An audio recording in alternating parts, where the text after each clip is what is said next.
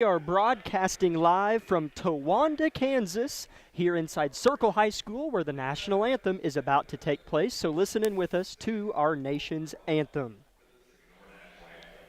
Please welcome Circle High Junior Carly Goldsmith.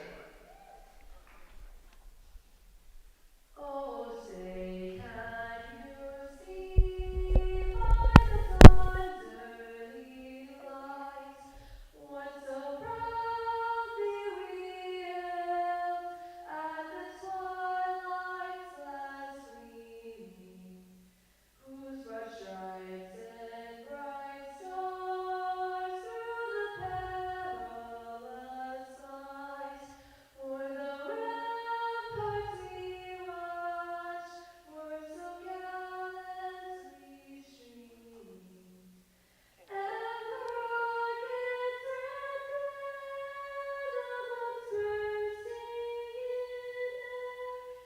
gave proof through the night that our flag was still there. Oh, say does that star-spangled banner yet wave o'er the land of the free and the home of the brave?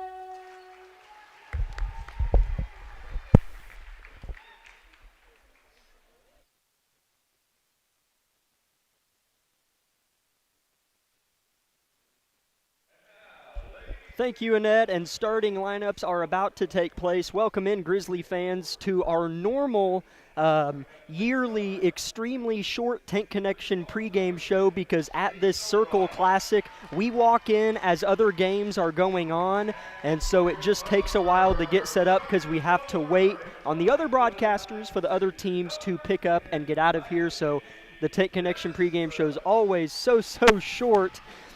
Here at the Circle Classic, but we're happy to be here with you. That's Jack Leak, myself, Ian Harlow on the color commentary, and Lucas Hayward on the KLKC Sports YouTube live stream. And a big thank you to Annette back at the KLKC station in Parsons, holding down the fort for us this evening. Starting lineups are already underway, so that's where we will begin.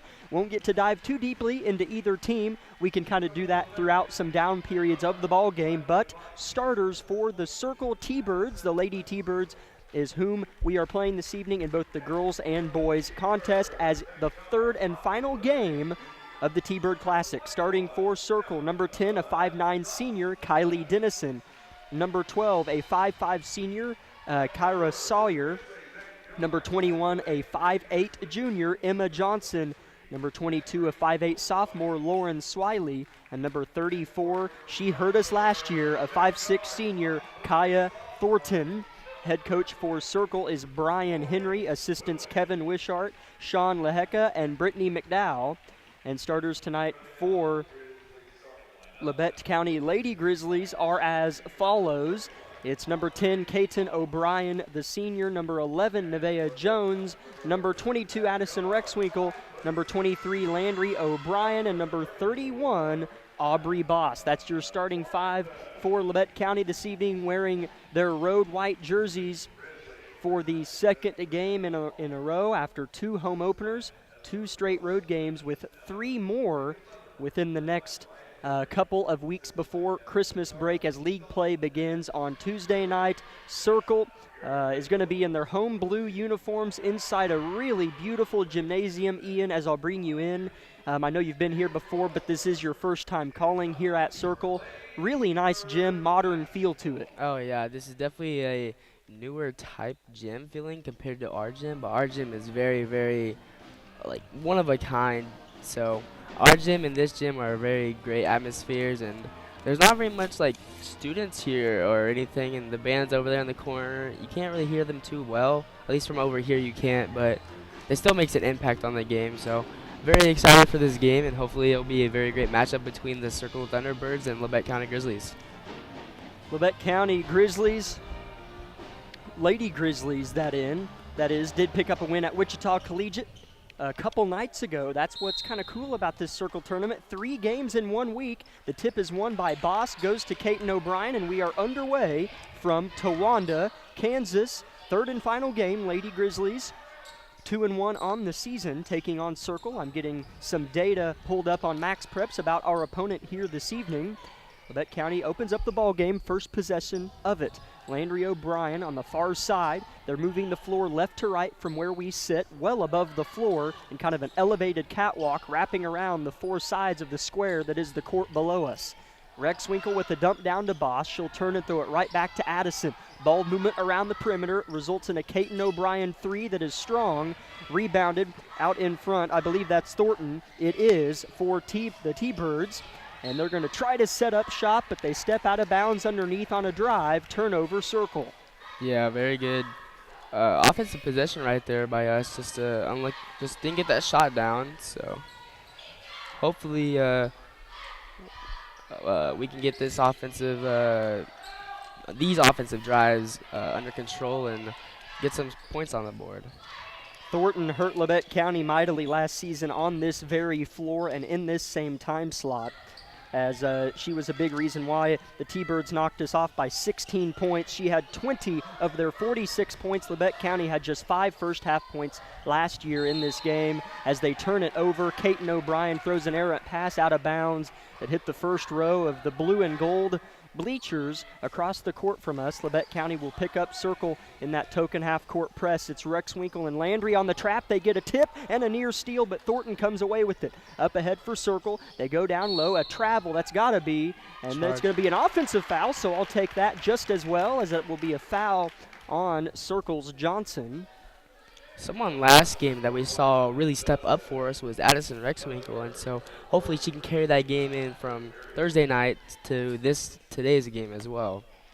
Addison, Caton led the way with scoring. I believe it was 16 points against the Spartans a couple nights ago, and then Landry and Addison followed up with 12 apiece. Certainly Addison shot the ball very well as she'll cut away from the ball. Nevaeh Jones has it, cradles, tries to shoot an ice cream scoop that misses, and it goes out of bounds, blocked by Circle though, and they're wearing more of a black uniform with blue numbers and some gold trim throughout.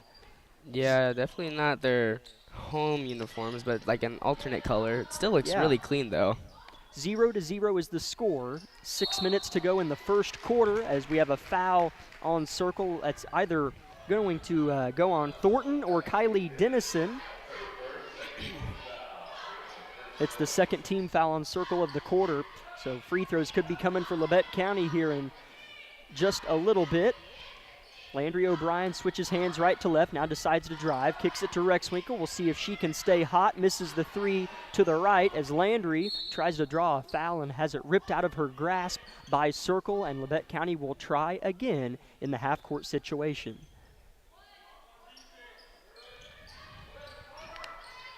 Ball goes in. Aubrey Boss pounds it 2 times with her right hand, gets to the free throw line and turns around and kicks it out. And Nevaeh Jones might throw it away, but it's saved by Caton O'Brien. She'll hurl it back in play, and it goes to the team in black. Circle going right to left.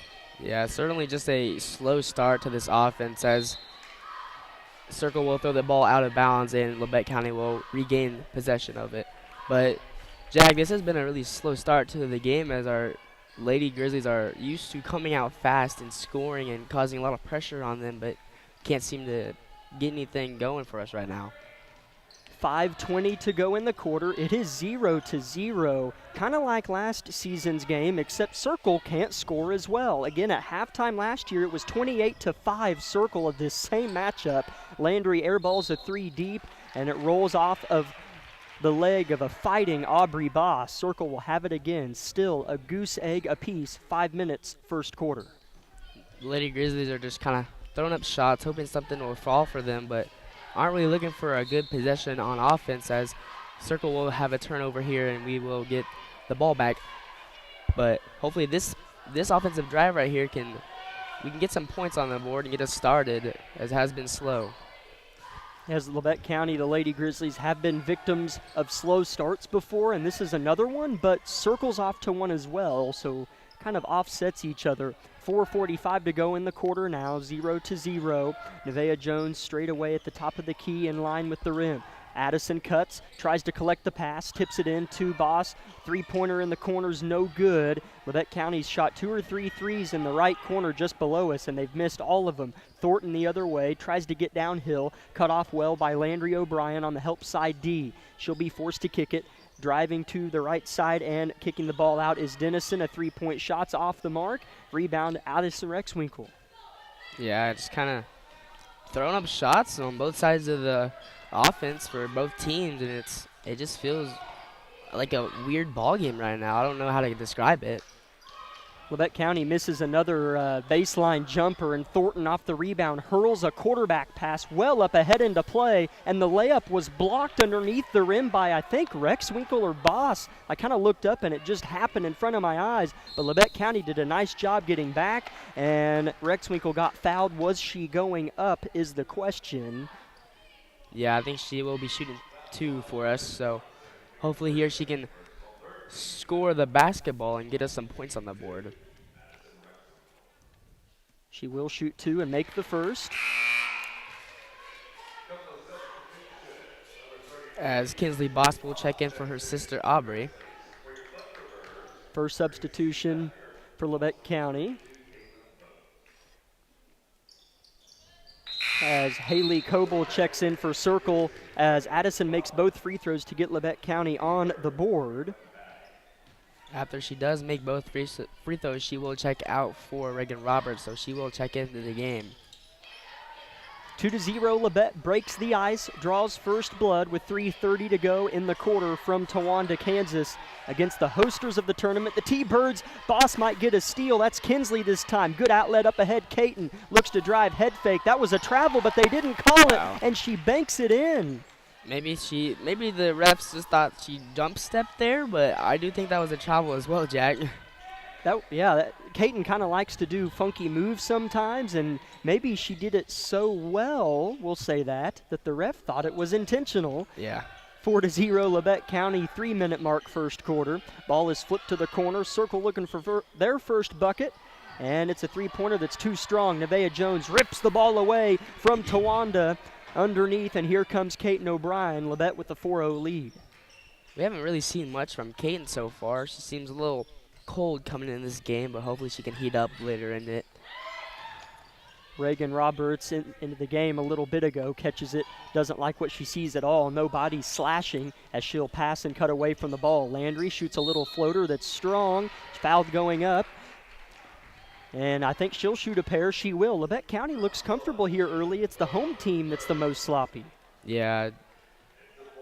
Circle does come into the game 3-0, so we thought maybe this would be a close game. And not saying it's not, but I would expect Circle coming out a little bit more with fire on their shoes and coming out shooting the ball, and they just hasn't. They just seem off a little bit. I don't know. I haven't seen much highlights or film from them. It's always the other way around, it seems like, for us. We're the team that's kind of slow, and the home team's hot, but hey, not tonight, at least so far. Landry makes both free throws. Labette 4 for 4 from the free throw line. They lead 6-0, 2:20 first quarter. Here's Thornton well out in front, and she'll miss. Try to get her layup to go, miss as well. Goes out off of Rexwinkle. I thought that was off Circle. Yeah, I did think so too. Underneath for Circle, that's a correction. Their numbers are kind of hard to see. That's Brooklyn Patty, a 5'9" sophomore. Ball goes in. Here's a three-point shot ripped up by Votts. She'll miss. Backside rebound is tried again. Right there, just nobody boxing out as they just get their own offensive rebound and go up for a shot, but they do miss the layup and will shoot 2.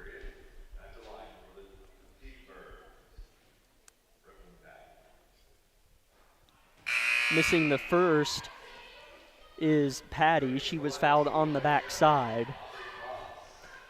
Aubrey Boss checks in for her sister Kinsley.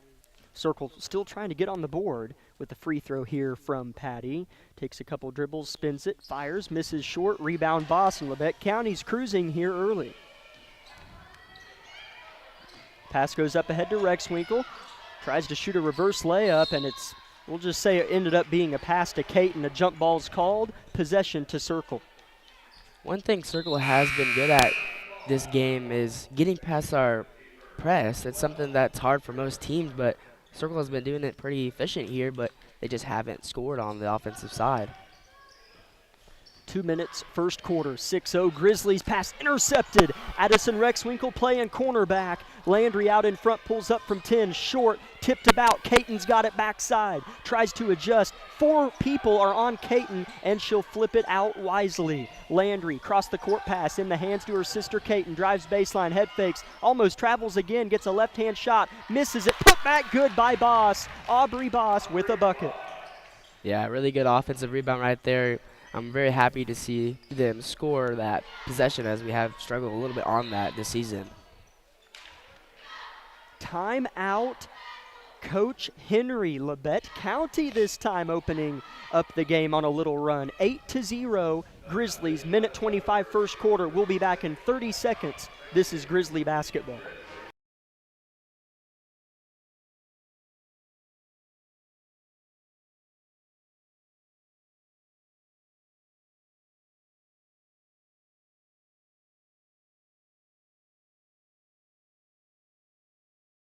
Everybody is different. Some get injured, while others simply wear down. Whether it's on the court, on the field, or at the gym, Labette Health's orthopedic and sports medicine team has the training and skill to repair, restore, and renew. We share the same goal, and together we'll write your comeback story.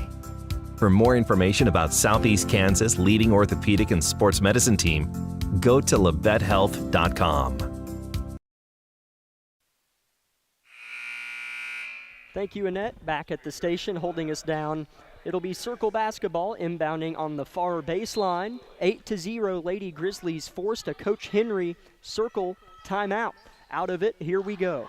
Circle with the basketball, and that's a double dribble, you betcha. Wow. Turnover to Wanda.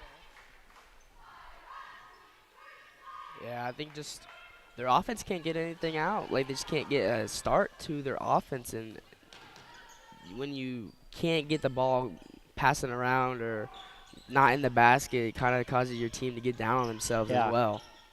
Yeah, definitely has ripple effects as well. Here's Landry looking for blood on a 3, strong off the heel. Allie Martin in the game for Labette. Gimping around just a little if you pay close attention. Rolled her ankle not too long ago in practice. Or was it in the game, Ian? I don't remember. It was in practice. We have a travel on Circle. It was in practice? Yeah. As Nevaeh Jones will check in for Addison Rexwinkle here. 8-0 Labette County. Caton O'Brien will walk it up. Labette County 37 seconds away from holding Circle scoreless on their home hardwood in the opening quarter. Here's a kick to the corner. Aubrey Boss with a 2-point shot, a long one. Too strong, rebound Circle. O'Brien still scrapping at it. Thornton with a long pass forward to her teammate Sawyer, who stopped Thornton with her first good look of the night, and she hits it with the really first good bucket. Stroke right there by Thornton. Finally getting Circle on the board with their first points of the game. 8-3 Labette, 4 seconds, first quarter. Martin is going to lose a pass out of bounds, and Landry maybe should have just kept it and tried to get a good shot. So Circle has 2.1 left in the first quarter to try to get a look as Thornton hit, hit 5 3-pointers, 4 of them in the first half against Labette County last year. She'll get another decent look, but on the run, and it's way too strong for Thornton. At the end of one from Towanda, Kansas, the Lady Grizzlies lead the Lady Thunderbirds 8-3. Good start for the Grizzlies, but 3 more stands to come here on 106.7 KLKC. 1 minute break. This is Grizzly basketball. My name is Bria, and I'm a pharmacist at Bowen Pharmacy. I'm here today to tell you about one of our patient programs, Meds to Beds. Bowen Pharmacy South is located in the medical office building at Labette Health. Our staff works closely with the doctors, nurses, and social care workers to ensure that your transition out of the hospital is an easier and more convenient experience for you and your loved ones. If you are having inpatient or outpatient surgery, we will get your medications directly from your doctor and deliver them right to your hospital bed.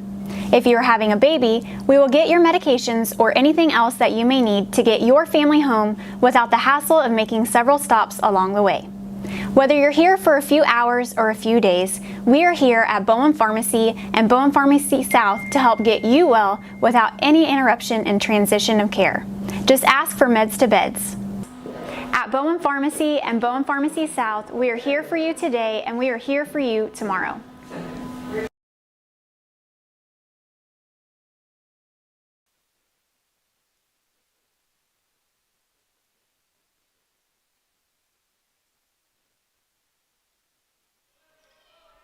Labette County out of the end of the first quarter timeout. Here's Landry with a good look from three, and she rips the cords on that look. 11-3, Labette County. Really good shot to open up the start of the second quarter. As Circle will turn it over, and we will get the ball. As Nevaeh caused a little mix-up there and got it out on Circle, and so hopefully we can get the second quarter started and get some more points on the board, more than 8, hopefully. Yeah, whenever you hold your opponent to 3 points in one quarter, you hope you score more than 8, but hey, I'll take it, no matter how it's sliced. If you're playing good defense, as Addison misses a 3, Circle's got it, but the pressure for Labette County is mighty, and a foul 80 feet from the basket on one of the O'Brien sisters. I think that was... They get Kaiten O'Brien, as that's going to be the team's first of the second quarter. And her first, if I'm not mistaken, again, back-to-back games where we don't have player fouls up on the scoreboard. Collegiate didn't provide us with that luxury either on Thursday evening. Circle, who has only hit one field goal offensively. Thornton looking for her second 3 off the butt of the rim and will tumble out of bounds. Thornton has a really, really good shot. Yeah, she does. Yeah. As Kaiten will come down the basketball court with the ball and meet in the middle of that little Thunderbird they have in the center of the court. It's a big logo down there that they have. Kind of like ours. We have that big old paw in the middle. Yeah, blue and gold Thunderbird. Really a neat culture that they have here in Circle. Gym seems fairly new. You never really hear of a Thunderbird anywhere, so they really rally around some of the rarities that they have here in Towanda. Here's Landry in the corner in front of the Circle bench looking for her second 3 of the game and gets it. 14-3, Labette up by 11. Yeah, really good shot right there by Landry. Just kind of feeling it. Just had a really good stroke on that ball and splashed it. As Circle over there is in a rough situation. Ball was in the hands of Dennison, and she was being assaulted by 2 Lady Grizzlies. Timeout from her head coach bails out that possession. We will keep it here and thank all of our good sponsors for making our job possible. Labette Community College, Forbes Hoffman Funeral Homes, Clemens Insurance Agency, Labette Health, Woodworth Enterprises, Carson Wall Funeral Homes, Commercial Bank, Eye Care Associates of Parsons, Labette Bank, the Bartlett Co-op, Labette Center for Mental Health Services, Community National Bank, Tank Connection, Wood Insurance Center, USD 506, The Corner Store, Olson Ace Hardware, and SEK Orthopedics, Doctors Mosier, Meister, and Morris. Jack Leake, Ian Harlow with you on the call, Lucas Hayward on the KLKC Sports YouTube live stream. Labette County off to a nice start on the road, 14-3 over Circle. Yeah, usually on the road you see teams off to a slow start, a little uncomfortable, but we just came in here looking great right off the start. Absolutely. Couldn't ask for a better start on the road, even if the first quarter was rocky offensively. As Circle, that's kind of how it's gone, as they miss a wide-open layup, but Landry uncharacteristically travels on her attempt to push the ball up the floor. Yeah, just kind of got ahead of herself and then just traveled the ball, so it's all right. Circle to throw it in, and they get it there. Set play for Thornton, tries to get Landry to bite. Good defense from O'Brien, but she will step back, try to pop a 3, miss it short, slaps into the palms of Aubrey Boss, and Landry O'Brien has the pumpkin coming up the floor left to right. Here's Aubrey at the top of the key to Rexwinkle, dump down, good pass to Kinsley, up, under, off the glass, awkward shot from Kinsley, misses it strong. Here's a double team though, Kaiten might steal it, and it goes off her leg near the T-Bird cheer squad. It'll be Towanda basketball substitution for Coach Henry's squad, as Lauren Swilly, the PA announcer says, checks in for her teammate, Caitlin Vox. Yeah, almost got a takeaway right there from Kaden, but just really unlucky for it to go out on her foot, as Circle will turn it over, so it doesn't really matter after that. So we will get the ball back. Yeah, man, Circle, it almost kind of reminds me of our boys' game against Collegiate, except we are Yeah. the beneficiary of the sped-up team. Yeah. That is Circle right now, turning it over a lot of their possessions. 14-3 Lady Grizzlies, 5 minutes, 10 seconds to go in the half. The first half, that is. Landry elects to not use a screen, blows by, misses a layup. A contested one though, as a ticky-tack foul's called on Labette County, as if I'm going off of reaction, that's going to be on Aubrey Boss. I think if Landry goes up with her left hand right there, she could possibly Yeah. got that and one, but she elected to go with her right hand and kind of just have it an awkward shot off the backboard and just hit off the rim or whatever really happened. I can't really tell Yeah. from my angle. It was a nice move, kind of faked like she was going to use the screen and then jab step to the left. Here's Circle. They do break the press, get it across half court, then throw it away. No, they get it back off the fingertips of Roberts, and laying it in with the right hand is Thornton. Yeah, just very unlucky right there from Reagan Roberts for it to come out of her hands and then Thornton come away with that ball and then just go up with a layup as Kinsley Boss will get it stripped away from her as Thornton brings it up the court for the Thunderbirds. Here's a long pass up ahead. Right-hand layup missed. It might go off Landry. Well, the ball slowed down enough as she was able to track it down and save it. Circle feels like they're on more than just a 2-0 run because Labette County has struggled a little bit offensively at the last couple possessions. Here's Nevaeh looking to crack that statement, and she does with a three-pointer in the corner. Labette County with 9 points in the second quarter, all of them three-pointers. Yeah, well, we are making shots, so that's a really good sign as number 22, Lauren Swilly will travel and Labette County will get the ball. Landry O'Brien will check out as Libby Poole checks in.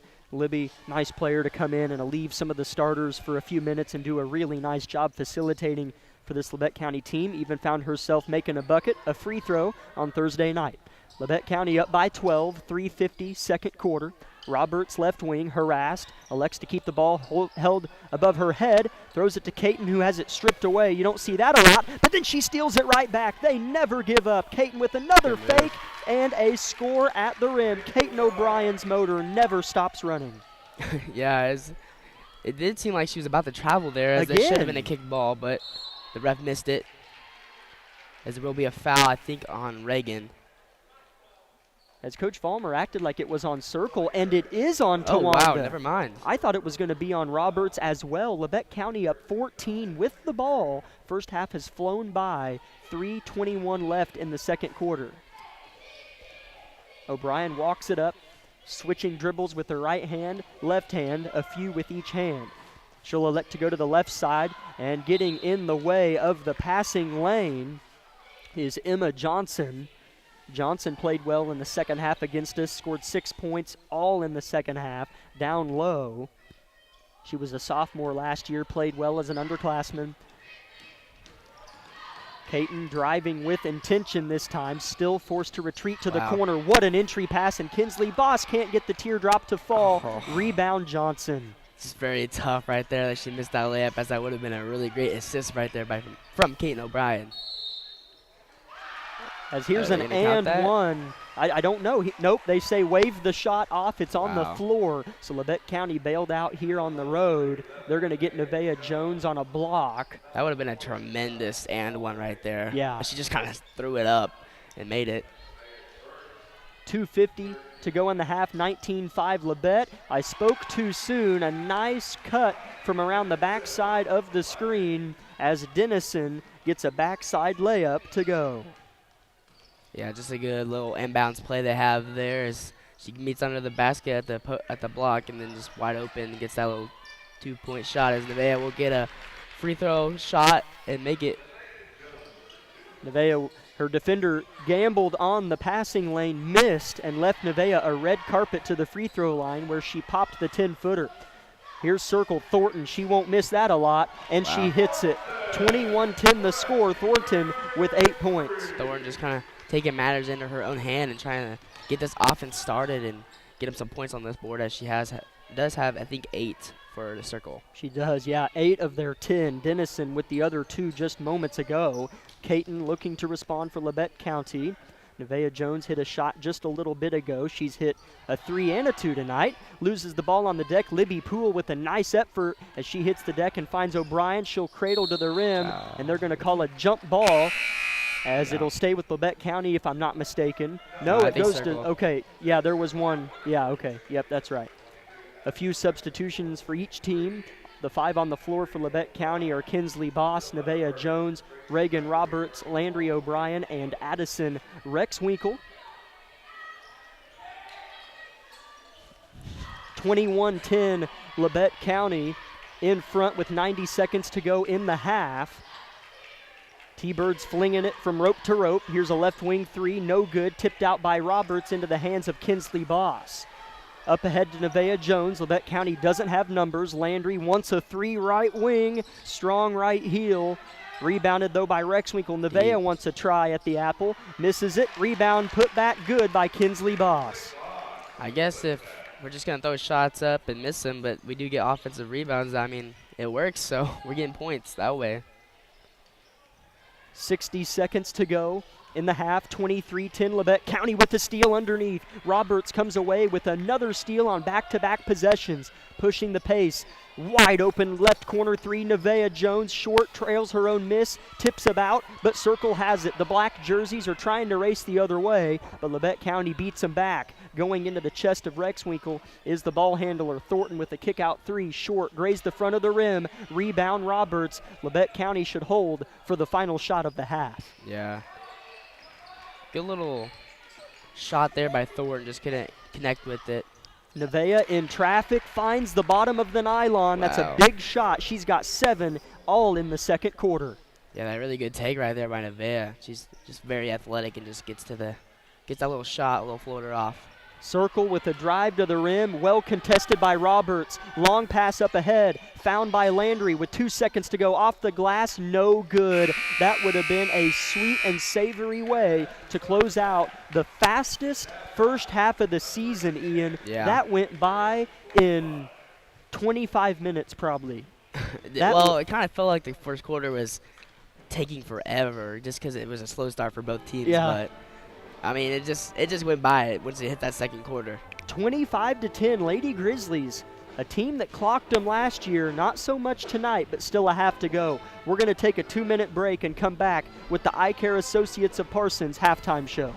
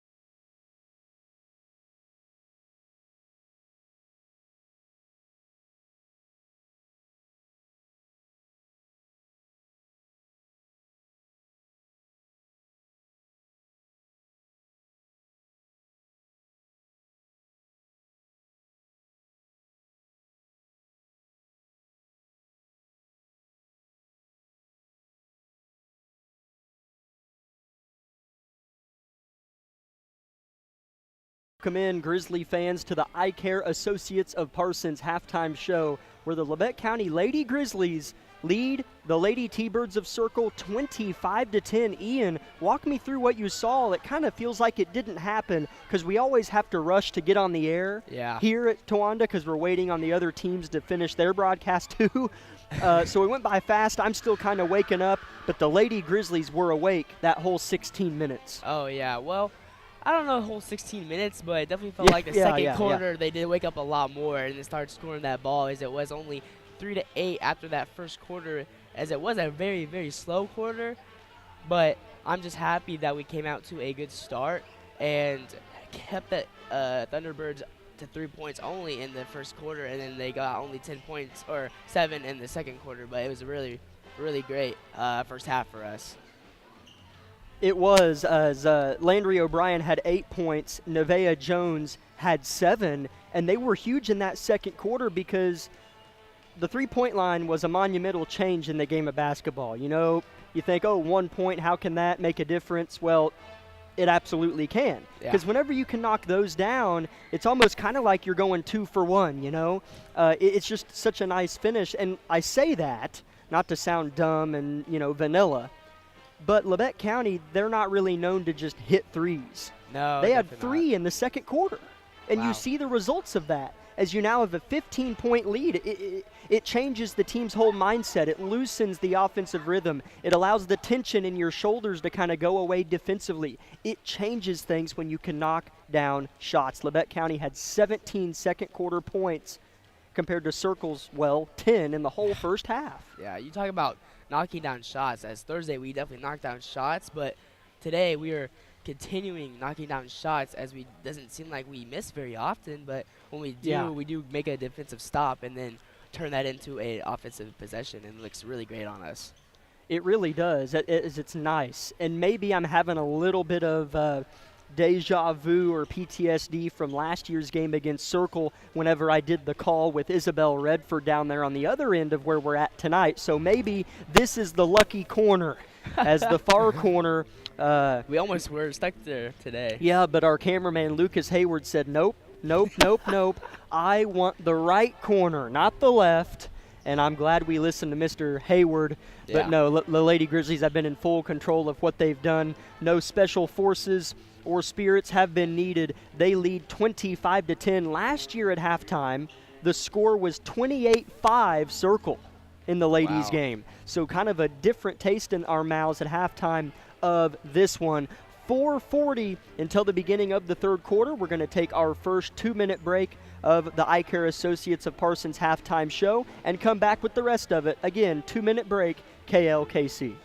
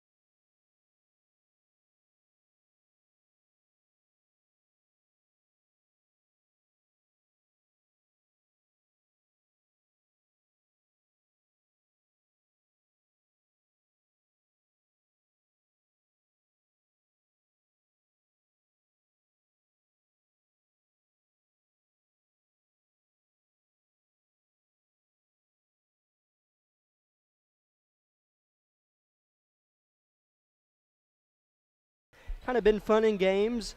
Labette County's up 15 at half, and the last thing you can do is write this one off as a Lady Grizzly victory, and I know they're not going to do that inside our locker room. With Coach Vollmer being their head coach especially, they're going to want to come out with the same mentality and not get bigger than themselves out there on the floor. What do you want to see Labette County do in this second half to try their best to maybe sustain a T-Bird run or not let them have a run in the first place? You know, we always talk about how good our defense has been this whole season, but it really hasn't been our defense that's been making the difference right here. It's been our offense. So I would like to see our offense our defense, start getting a little bit more active and getting more aggressive and getting more stops and turning that stuff into offense. So I would like to see that happen a little bit better. Yeah, as the press early on, Circle kind of settled into it a little bit, but right off the rip, they didn't hit their first field goal or points or bucket, free throw or field goal, until under a minute to go in the first quarter. Yeah, when Thornton got that three-pointer. When Thornton hit the three-pointer, and then she loosened up a little bit, found enough wiggle room to score 5 more points in the second quarter. You take her away, and this is I mean, it's ugly for Circle. So, but they do have a good rock in Kaya Thornton, and she scored 20 on us last year. So we're looking to get some revenge upon Thornton this year, and they've done so far. But look for Circle to kind of make a home court run. They're not going to go away. They're too well coached to just lay down. So the Lady Grizzlies might have to sustain a run. I hope not, but they might. No, I hope not either. I have said this before. We always come out the first quarter or first half looking pretty good, but we always come out second half looking better. So do expect a really good second half here and start pushing this lead a lot further than 15. Absolutely, that's definitely what you want to see. You don't want to have to maybe deal with one of those runs that cuts it to 3, then call a timeout and things are back to. Let's keep the lead kind of where we're at here and see what can happen. Play at a time, though, no matter what. Here's Landry O'Brien to open up the third quarter. Landry O'Brien will flip it to the right side. Now a dump down to Boss. She'll lose control and then find an outlet pass. Jones continues the clock work to O'Brien. They're wanting to go inside. Here's Aubrey. Triple team, kick out Rexwinkle, three-pointer. Wow. You betcha. Addison Rexwinkle from downtown in an 18-point Grizzly lead. Making shots. Going to be the difference of this game if Circle can't hit any of their shots or break our defense, as it does look a little bit better, but they do get past our press as Johnson will miss her little floater thing she had going for her, and then there will be a jump ball. And it will stay Circle's ball. 28-10 Lady Grizzlies. 7-12 third quarter if you're just joining us. Here's a backside layup blocked by Boss at the top of Mount Everest. She rejected firmly Denison. Labette County quickly the other way, moving right to left to open the third quarter of play. 18-point lead on the T-Birds. Dump down. Boss, that's better position. Right hand hook, good. Just a good little possession down there and just taking it to the rim. Well, not really. She just kind of stood there and then threw it up and made it. So really good shot right there as our lead will go to 20 now. Tawanda still having a few fits offensively as hitting the deck and a foul called on Aubrey Bosch. You could see some facial expressions that were a little frustrated there by Sawyer getting up from the wood. 30-10 the score, a 20-point Grizzly lead. You always worry about the first couple minutes of the third quarter, when you have a big lead. But Labette County's outscoring them 5-0 in this stanza. Circle giving a little bit of dribble drive looks, but nothing's there. A three-pointer settled for and missed. Putback is missed as well, and it's pinballing around off of black and white jerseys underneath, and Circle comes away with it. Near the top of the key is Swilly. She'll kick it back out. Johnson, extra pass, Thornton, as she's fouled on the baseline drive. Circle fans pleased with that whistle. As I do think that will be Landry's second foul of the game. Or her first. Yeah, her first and the team's second early in the third quarter. Here's Boss being worked on underneath. Hitting the deck is Denison, and that's got to be a travel. It is. Turnover Circle. Labette County's ball up by 20. We just poked it out of her hands, and then she just dove on the ground while she had the ball. So good call by the ref there by calling that a travel. Caton O'Brien, circle, posing a bit of a press. Labette County breaks it with ease. Nevaeh Jones wants a three. Strong, tipped out by Addison. And indeed, he agrees with me. Circle basketball it will be. I thought maybe Circle got a hand on it at the last second, but does stay with them. Addison was behind the Lady T-Bird, so you thought maybe they might get the benefits of the call, but they did not. Circle the other way. Wow. Thornton working on Poole with a nice, or no, that's Aubrey Boss move. Here's a missed layup, and the cleanup crew is there. Nobody boxed out Swilly. Yeah, that has been a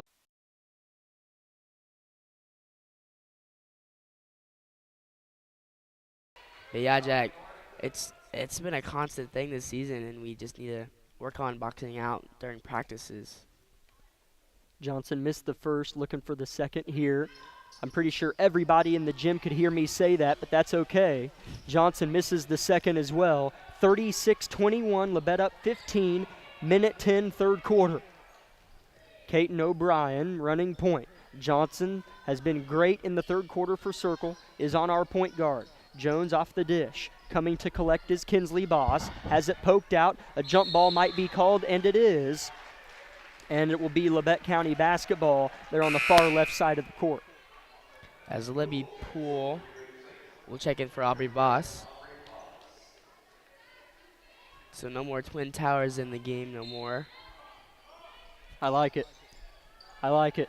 60 seconds and counting now that the ball hits Nevaeh Jones in the hands. Has it stripped away. Johnson's going to force a jump ball, and it'll be Circle basketball. Emma Johnson is the reason this is not a 25, 27-point game. Yeah, and you mix her in here as well as number 30, Isabel Marley. She's been a big difference in the game as well. Once she's checked in, it's kind of felt like Circle's been doing a lot more comfortable things.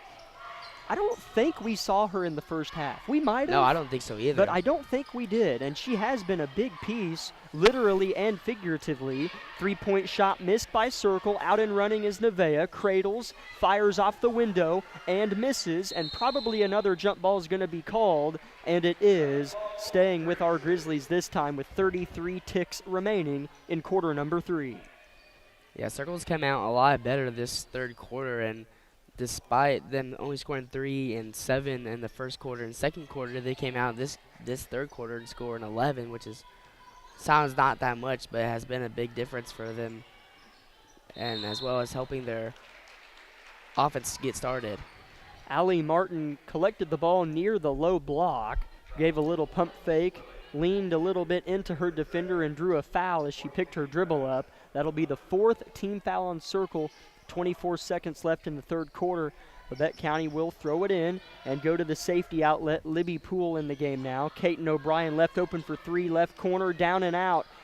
And coming down with it is Circle. Johnson brings it up with 13 seconds left. Long outlet pass goes in the hands of Marley. Spins, shoots, misses. Nevaeh Jones has it. 6 seconds. Plenty of time if you're Labette.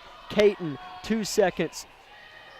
She'll put it up. No foul call. That could have maybe been whistled in if the ref was feeling like it, but he wasn't. Lets the buzzer sound. 36-21, end of 3 from Towanda, Kansas. It was a wash in the third quarter, but Labette County's halftime lead of 15 will carry over into the fourth. Back in 1 minute, Lady Grizzly basketball on KLKC.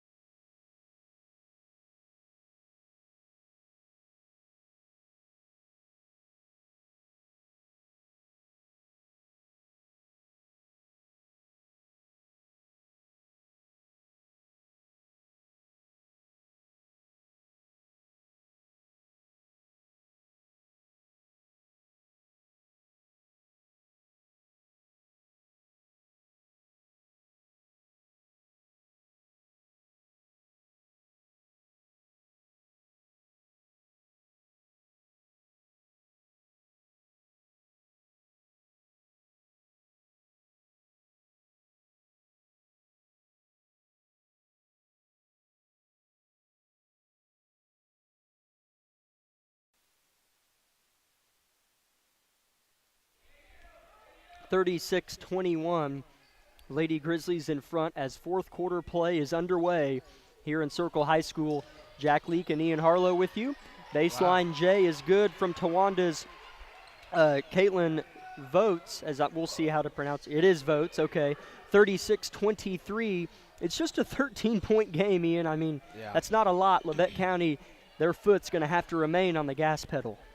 Definitely this last quarter of the game need to start making a lot more shots, as Landry almost does turn it over, but it will stay with Labette County.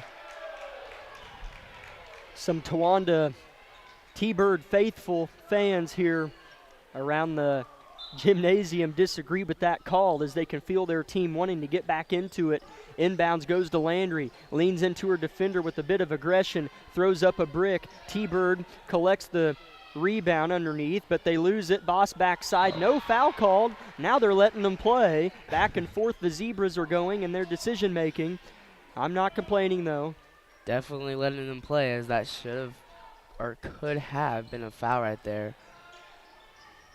Ball goes into Rexwinkle. Backside layup, good. Nobody saw Addison Rexwinkle post up on the low block. Just kind of spun into the basket as the same thing just happened to Circle, as they just get a little layup, nice little layup right there by Brooklyn Patty.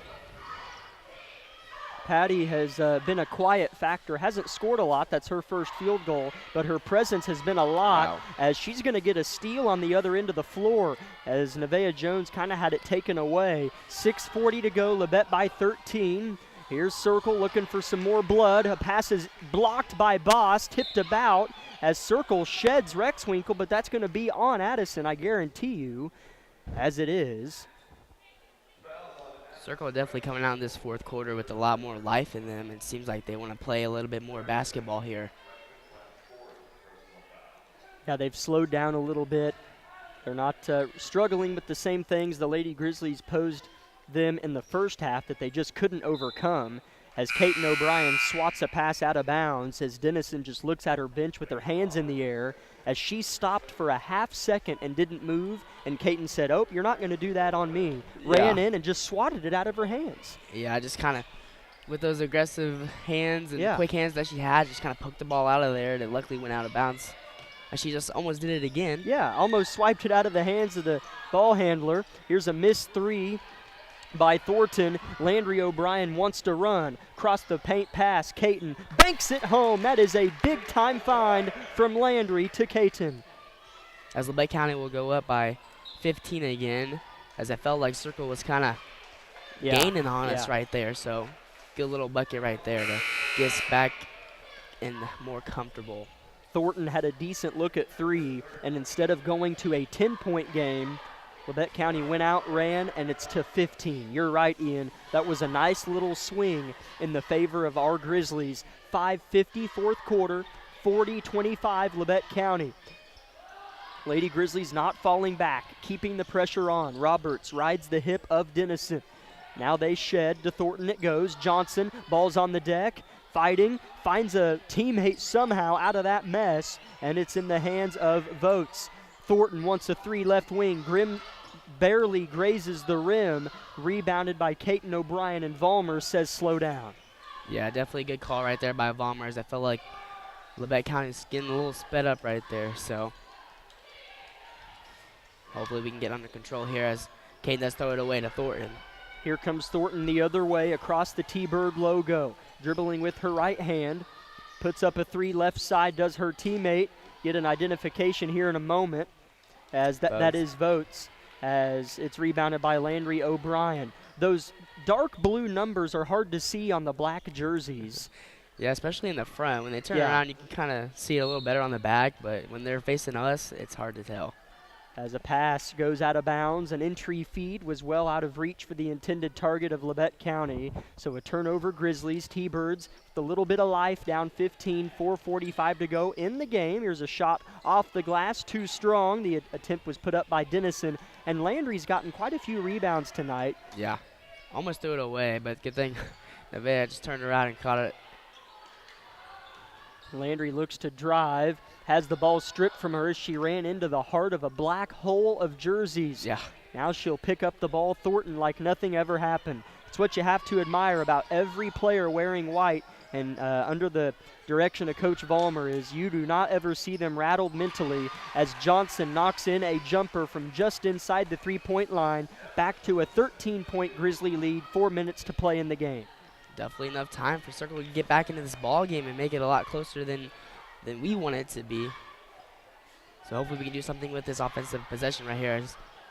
Caden will shoot a shot from the three-point arc and just hit it off the backboard and off the rim. Circle the other way, big possession if you're a T-Bird fan. Johnson with an up and under as she just kind of errantly threw that up and then fouls Kinsley Boss from behind. Another positive sequence for the Lady Grizzlies when the T-Birds were trying to get the deficit, the smallest it's been since the first half. As some new Grizzlies will check in, and Kinsley Boss and Reagan Roberts will take a seat on the bench. Swilly back in the game for Towanda. That's another foul on Thornton as the T-Birds, and rightfully so, are amping it up just a tick on the defensive end. Oh, that's only Thornton's first foul. We didn't see her much in that third quarter, so I thought she was maybe in a foul trouble there, but I'm wrong. As Landry just kind of heaved it out of bounds, thought Caden was going to turn around and catch it, but she just doesn't pay attention, and Johnson will come away with the ball. T-Birds have it. Bad entry pass on the inbounds play from Landry. Labette County looking to be bailed out by a T-Bird miss, and they are. Ball tumbles out of bounds near the feet of the cheer squad right below us and in front of us, and it'll be Labette County ball in a full court entry situation in which the Thunderbirds will press. Ball goes into Nevaeh Jones, picked up by Marley. Now a double team comes. She finds Caton out in front, and Coach Vollmer wishes for a timeout, and it is granted. It's a full timeout. Lady Grizzlies 40, Circle 27, 3:15 to go in the game. We'll be back in 1 minute. This is Lady Grizzly basketball. My name is Bria and I'm a pharmacist at Bowen Pharmacy. I'm here today to tell you about one of our patient programs, Meds to Beds. Bowen Pharmacy South is located in the medical office building at Labette Health. Our staff works closely with the doctors, nurses, and social care workers to ensure that your transition out of the hospital is an easier and more convenient experience for you and your loved ones. If you are having inpatient or outpatient surgery, we will get your medications directly from your doctor and deliver them right to your hospital bed. If you are having a baby, we will get your medications or anything else that you may need to get your family home without the hassle of making several stops along the way. Whether you're here for a few hours or a few days, we are here at Bowen Pharmacy and Bowen Pharmacy South to help get you well without any interruption in transition of care. Just ask for Meds to Beds.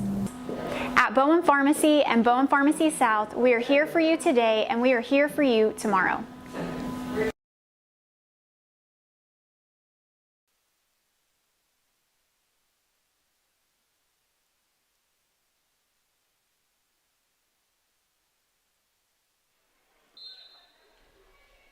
(40-27) Grizzlies in front. Another poor entry pass from Landry O'Brien. Somehow finds Caton, who falls to the deck and has the pumpkin tumble out of her possession. Circle, as I trying to get my thoughts about me, as I didn't even know what just happened really, as a long pass went to the baseline and it hit the T-Bird in the hands, who then hit it off of Nevaeh Jones's head, and then it went out. Yeah. Is that kind of what happened? Yeah, Ian? that definitely is what happened there. Is that T-Bird just kind of threw it away right there on their possession after that little circus event. Whatever happened right there happened. Yeah, I don't know, but in the end, it resulted in a Labette County steal. Now the Thunderbirds, again, amping it up on defense, resulting in a couple more fouls as this one is signaled in. It'll be the third team foul on Towanda with 2:47 to go in the game. Landry will throw it in, has struggled the last couple times from the sideline, but gets it in. Nevaeh Jones, nearly a backcourt violation, but gets across. Throws it back to Landry. Circle in a man-to-man. Nevaeh deep right wing. Awaits a couple cutters. Rexwinkle flashes and gets it. Landry now gets in the paint. Wide open layup is good. Landry O'Brien, quiet in the second half, but had a heck of a first half. Yeah, good little take right there by Landry. Just going to the rim, good shot. What I love is that Levette County is still pressing. Here's a drive from Johnson that misses. I think that's off of Rexwinkle out of bounds, and it is. Because the second that you drop back and start playing prevent defense is the second your opponent is allowed back into the game.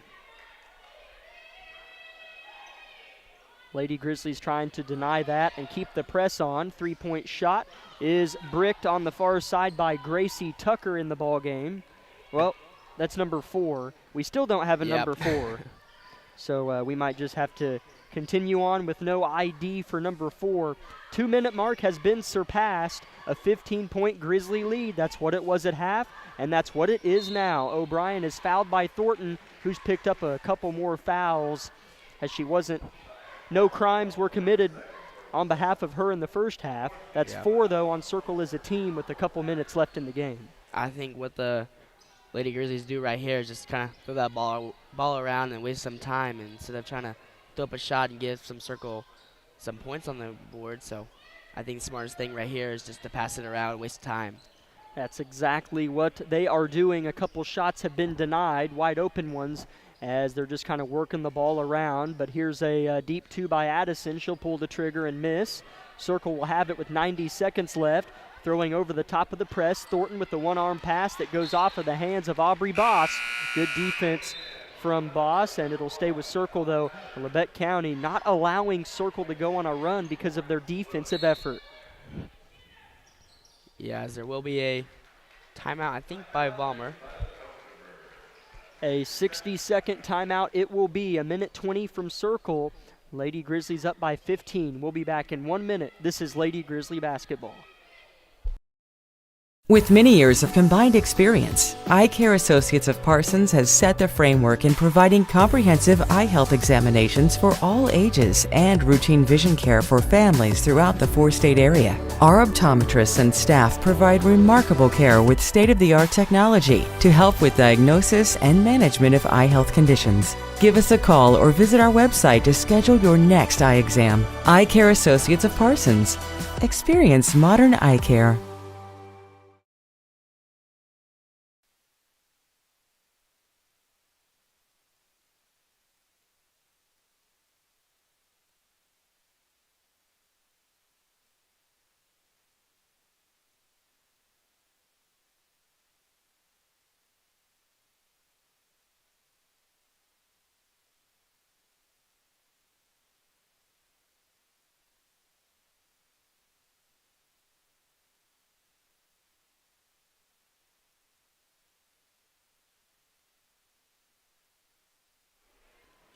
Two-point shot is put up and missed by Circle, but a foul is signaled in. That's on Aubrey Boss, the team's third of the quarter. Levette County has really cleaned up the fouls here in the fourth quarter as they quickly got 5 team fouls in the third quarter. As at the line, this is Gracie Tucker, knocked down the first free throw. As Reagan Roberts will check in for Aubrey Boss. Levette County hasn't scored a load of points in this quarter, but they haven't allowed Circle to either. Both free throws are bucketed for Tucker, and now Circle's going to keep posing their press. Levette County breaks it, gets across half court, and Nevaeh is body bumped and fouled, and that'll be 2 free throws for our senior guard. Hopefully at the line, Nevaeh can knock down both these free throws for us and get us back up to a 15-point lead, if I'm not mistaken. As Nevaeh will knock down her first free throw.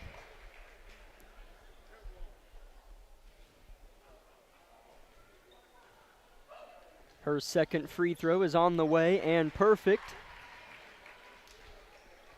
1:10 left as Circle inbounds. The clock is not running. Clock is still not running, as it should be down to about 1:06, but I won't complain too much, I suppose. As the FAR official, credit him, he noticed. As he just said, timeout on the sideline, clock wasn't running. Wow. I mean, hey. Glad he was paying attention. Yeah. as the clock goes now down to a minute. Fading shot from Thornton, hit the rim 3 times and went down, back to a 13-point lead, but it might be too little too late for Towanda. Caton prevents a turnover, cradles, and is fouled on her way up by Thornton, who can't believe it and is trying to plead her case, but another foul is called on their sharpshooter.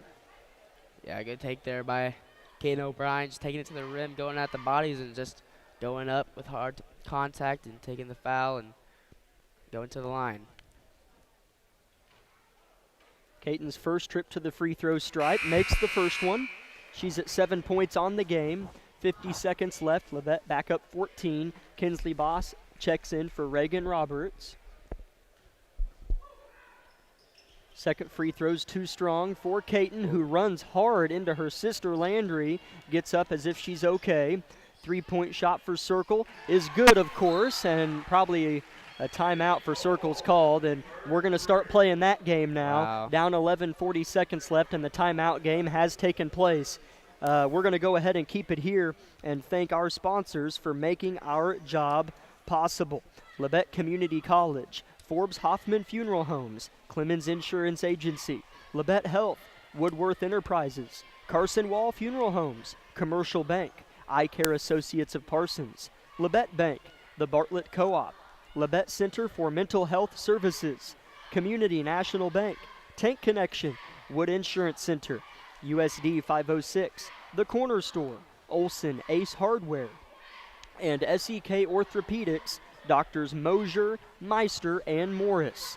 As it was number 4 for Circle who hit that shot, and she is somebody that we do not have in the roster. So in my scorebook, I'll just go ahead and put number 4 down, as I do like to try and keep score to the best of my ability for our post-game stats as part of our Bowen Pharmacy post-game show. It's 45-34 Labette County with 40 seconds left in the game. Circle still with a chance, but they hadn't hit a 3 in the second half until a couple seconds ago. Caton breaks the press with ease and will slow things down, defended by Thornton, who's got a few fouls here late in the game. Bounce pass is off the hands of the T-Bird defender, and it'll stay there with Labette County. Under 30 seconds left now. Ball goes into Caton O'Brien, and they do call over and back, so Circle will get the ball back. Yep.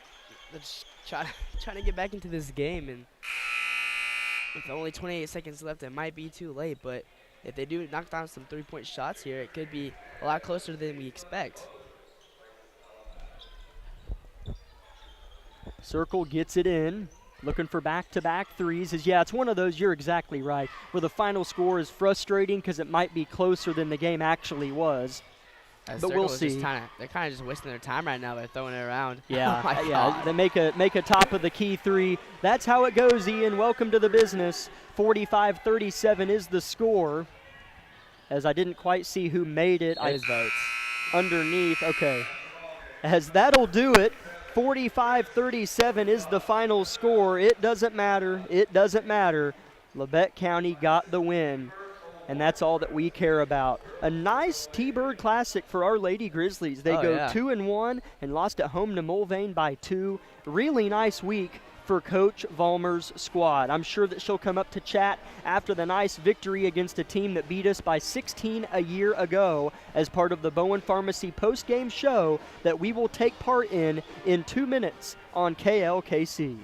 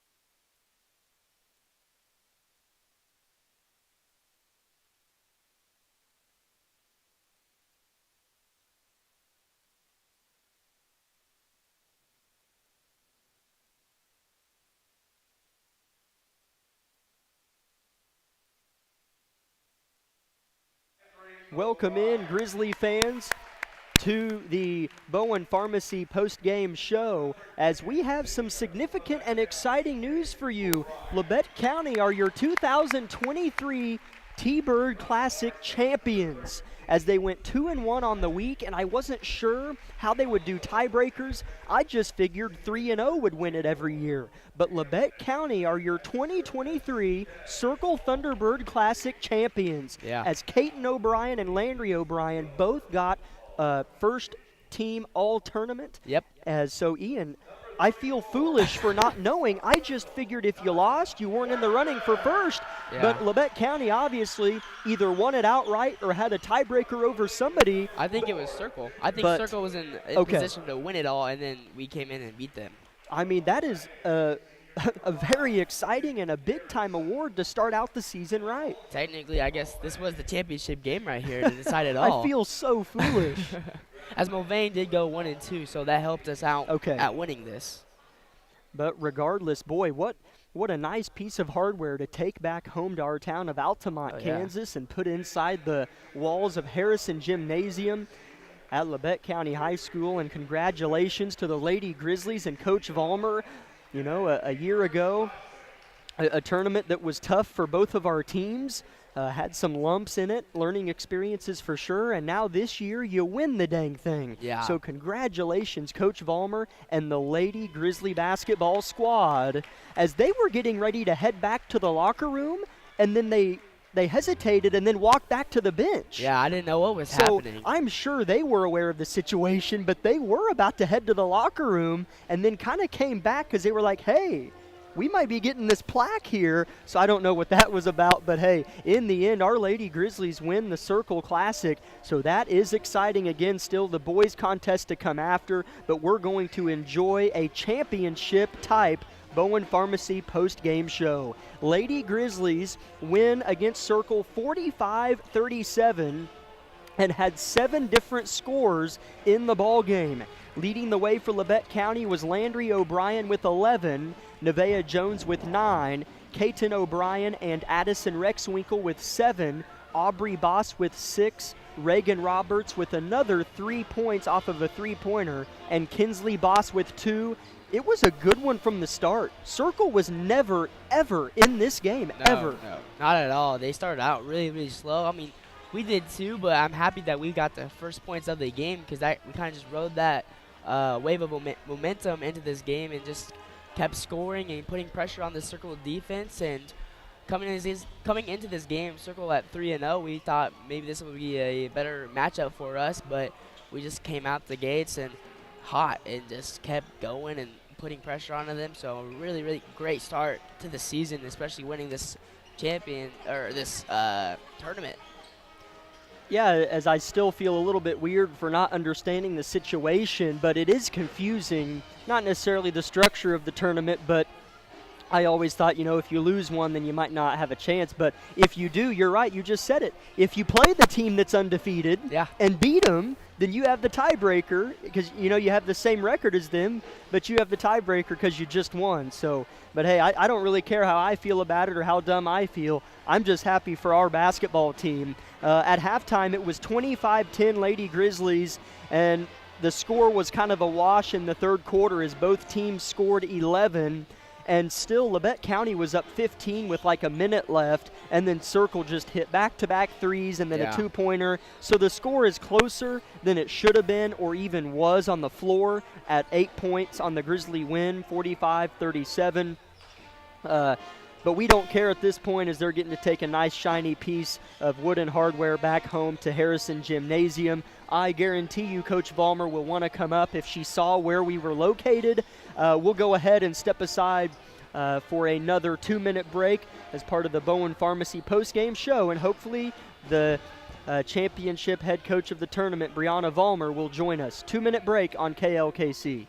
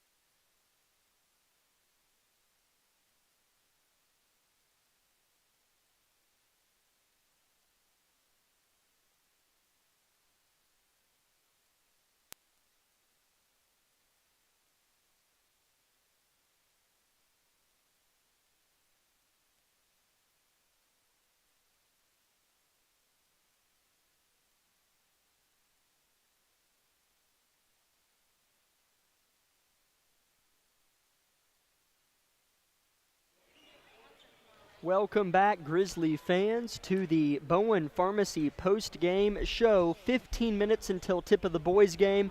Don't worry, we will have pre-game coverage of that. And, of course, full game coverage as well right here on this same station. But for now, we're going to keep chatting about Labette County Lady Grizzlies' 45-37 win over Circle. Circle was in line. This basically, as Ian said, was the championship game, as Circle was 2-0 on the tournament, and Labette County was 1-1. And if they win, then they'd have the tiebreaker over Circle, and they did just that. So if you're just tuning in, maybe trying to catch the start of the boys' game, you're getting some good news. Lady Grizzlies win the 23 T-Bird Classic. I'm sure Coach Vollmer will join us. We'll just keep chatting, go throughout things as normal, and whenever she comes up, we'll gladly throw a headset on her, and we will go over that as well with her and see what she thought of the game. But yeah, it was never a game really from the start. Circle didn't score their first bucket of the game until under a minute to go when Thornton hit a three-pointer, and she ended up with 12, Ian. But I feel like Labette County read the script from last year and did an outstanding job on the lifeblood of the Circle team and Kaya Thornton. Yeah, definitely coming in here. We did take some film lessons, and we took practice very serious, obviously, and we knew that coming into this game, Thornton was going to give us a problem, so we did shut her down, only scoring 12. I mean, that is pretty good points. That's like a quarter of the points that the Circle did score. But if you do come into this game and you see that the score was 37-45, you're like, oh, wow, that was a good game throughout the whole game. Right. But if you actually hear watching it, you're like, wow, this was not a good game for Circle at all. So Labette County did look really great to the very end of this game. As I'm counting up Circle's scores here, they had 10 different scores on the game. Everybody that I had written down in the scorebook scored. So Circle really was kind of heavily reliant on Thornton, their heavy hitter, but it never happened. As we are joined now by Coach Vollmer. Coach, I will not kid you. I didn't understand the situation coming into the game. You win it, and you win the tournament, and you did just that. How was the locker room? And, hey, congratulations. Thank you. That was a good win. We kind of thought about it. I kind of had a conversation a little bit, not necessarily about winning the tournament, but like, hey, 15 points. Seeding later on, but it's just too early to have that conversation. But we knew we were tied for first in defensive points allowed, so we just needed to play really well, and they did. I'm proud of my kids. The locker room was fantastic. I think the kids are proud of themselves. They're just excited. They just want to play. This group really, really does. And sometimes the moment they don't really understand, like, hey, this is a big preseason tournament for us to win, and this is hard to do. I don't think people understand, like, every year we've either come out of this with an injury or a bunch of sick kids, and we're kind of starting to get the sickies. We've had some kids sick, and to travel, play at home on Tuesday and then travel, that's hard to do. It is. We didn't get home till midnight on Thursday night and then turn around, practice, and do it all over again, and it's a big win. That was a big win. It's a great tournament for us, and we're going to run with it. We're going to use this confidence and build on it. Yeah, as I think, Shelby Wilson was, or maybe it was Hudson, I don't remember, was pretty sick last year for this tournament. And so, you're right. This is that kind of time of year. Road trips are kind of long. The sicknesses are going around. But, boy, did the things fall right. And because of your guys' effort, it didn't just happen by chance. This is a team that's looked pretty pure early on. Yeah. We've chatted about that a little bit, but if you had anything else to add about that, you guys have looked pretty smooth. We've looked great. I don't think people see the screaming and yelling. I don't scream at this group. I'm just really not like that. But the harping about, playing discipline, we are so athletic, and we've talked about that. Yeah. But with athleticism comes being undisciplined at times. And, I've harped on these kids to do that. Like, we've got to focus on that. And this game was literally all about that. We did not really want to be patient in offense. That's just not our MO. And they had to be satisfied with running time off the clock and then executing down the stretch. Of course they got some shots at the end, but any team's going to do that when they're scrambling and trying to do some things. So I'm pleased with my kids, but we've got a long ways to go. We're very raw. We're still very green. We've got pieces of the puzzle we've still got to put together, and we've got to get kids healthy. Allie rolled her ankle earlier in the week, which you probably noticed that her minutes came down quite a bit. So Yeah. we got to get some kids healthy, and they'll be exciting when we are healthy. That's to see, right. You know, we've got tons of options. We could literally go 5 in, 5 out if we wanted to. So I'm excited about this group. We're going to use this momentum, but we haven't made it. Nothing we did today or during this tournament is going to get us a win on Tuesday against Independence. And That's right. Yeah. Yep. I'm going to say we got sick of getting beat by Indy. So That's we're going right. to be ready to play. We're going to be fired up on Tuesday, and we're going to give it our best shot. As this has to be a nice propel into SEK play. I mean, what better way to go into it than win the opening tournament? I know people read into this too much, or maybe myself when I say that, but because the game was a year ago, but at halftime against this same team, it was 28-5. Yep. And Circle barely scored the basketball in that first half. I doubt there was any talk about that from you guys, but was there any extra emphasis maybe, or do you think that was in the back of their heads at all? I think we were really ill prepared for this team coming in last year. We just came off of losing Landry. Yeah, yeah, that's true. You know, the day after Thursday, I wasn't even at school. I had my whole deal happening. I scared the whole team, and we just weren't prepared. And so we really went over a scouting report. I watched a ton of film in the little short time that we were given. I made the girls do that, and they've got to learn. Like, they got to prepare themselves, and they can't just skimp by anymore. Like, if we're going to be a team that's going to go win games, we've got to be disciplined, and we got to do our homework. And I think they did that. We talked about how bad we played here last year. I watched a little bit of film, and I literally turned it off after about a minute because I was like, yuck, no, we're not that team anymore. So That's right. you know, we learned our lesson. We came in here prepared. We knew what kind of team this could be. We knew what 34 brought to the table. She's a stud. Good player. She's fantastic. And we learned our lesson, and we came out and executed. You could tell, Coach, well, hey, SEK play starts next week. That's always 2 tough games every week for the next couple months, and Burlington thrown in there as well. Enjoy this. This is a nice tournament win, Coach. Thanks for coming up. Thank you so much. Be safe going home. We will. You too, Coach. Head coach of the Lady Grizzly varsity basketball squad. Again, your champions of the 23 T-Bird Classic. Congrats to them. We have a pregame show to move on to of our boys contest. A 1-minute break we're going to take and be back with that here on KLKC Parsons.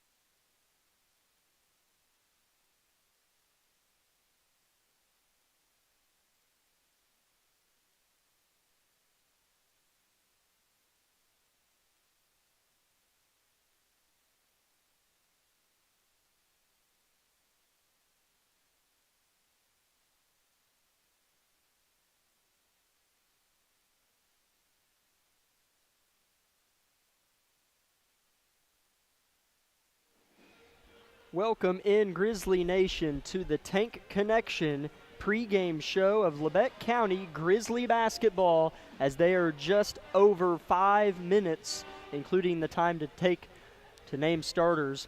Just over 5 minutes to go until tip-off of their third and final game in a T-Bird Classic that has not been as friendly to them as it was to our Lady Grizzlies. As Ian, I'll bring you in early here. Our boys have simply just struggled to be efficient on both ends of the floor. We know what they're capable of. This team's athletic and capable of great things. It just quite hasn't happened yet, but it will, and hopefully it's tonight. Yeah, as we know, our team is very athletic, very talented all around. We have some great people on the bench. Our starters are amazing. We just can't seem to go off to a hot start. We just come out a little slow every game, and teams take advantage of that as they do just take the ball away from us, score, put pressure on us. So today, hopefully in this game, we can turn that losing streak around and hopefully start in the win column tonight. Last season, of course, Labette County did play Towanda Circle almost a year ago to the day. They got the late time slot last year, as well as they bring their way onto the floor in their road red uniforms with white trim, a little bit of gold in there too, with white numbers on the front and backs of their jerseys. And the T-Birds make their way onto the floor as well in their home whites with kind of a checkered blue and gold pattern down the sides, as this is a team last year that we only lost to by 9 points, and I know we don't settle for moral victories under the helm of Coach Argabright or at Labette County in general, but this is a team that has a lot of the same returners last year, this year. And the T-Bird team this year is real highly touted. They destroyed Independence. I believe against Parsons they were successful as well. Yeah, I think they won by like 30 if I'm not mistaken. Against Parsons as well. So, yeah, they're burning through the SEK, so hopefully our Grizzlies can hold down the fort and help the reputation of our league a little bit in the eyes of the folks here in Towanda, Kansas. It was 63-54 the final score last year on this floor against the same team. And Ian, I'm in Lions Club with Coach Smith, Independence's head coach, longtime Grizzly and Altamont native, and we were just kind of chatting. It was the morning after the Mulvane game on Tuesday, and Independence had just got done playing Circle the night before, and Coach Smith said, "Jack, that might have been the best team I've ever coached against."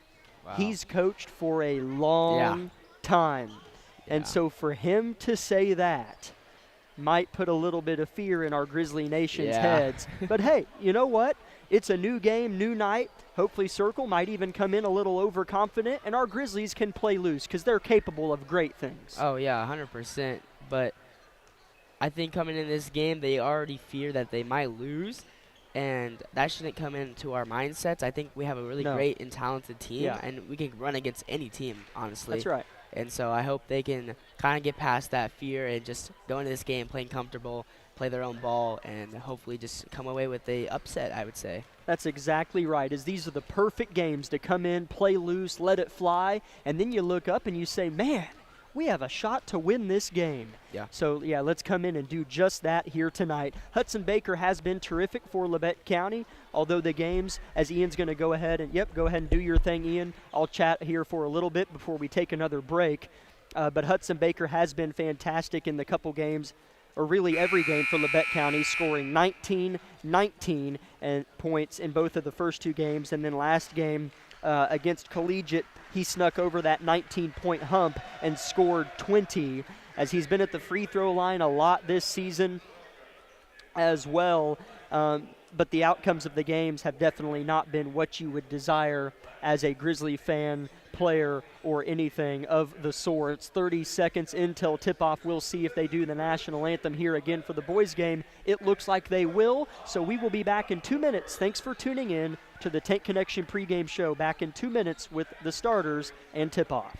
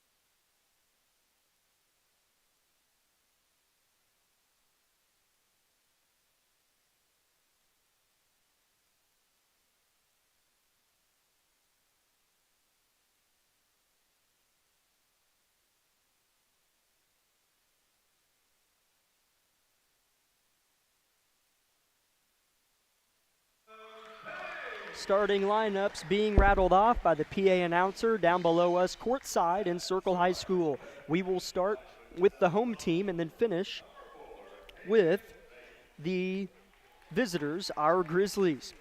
Number 0, a 6'3 senior, Ethan Cohen. He had 13 points against us last year. A lot of returning talent. However, this team did lose. Trevor Kalman had 20 points last year and a big-time score for Circle. He graduated. So number 0, a 6'3 senior, Ethan Cohen.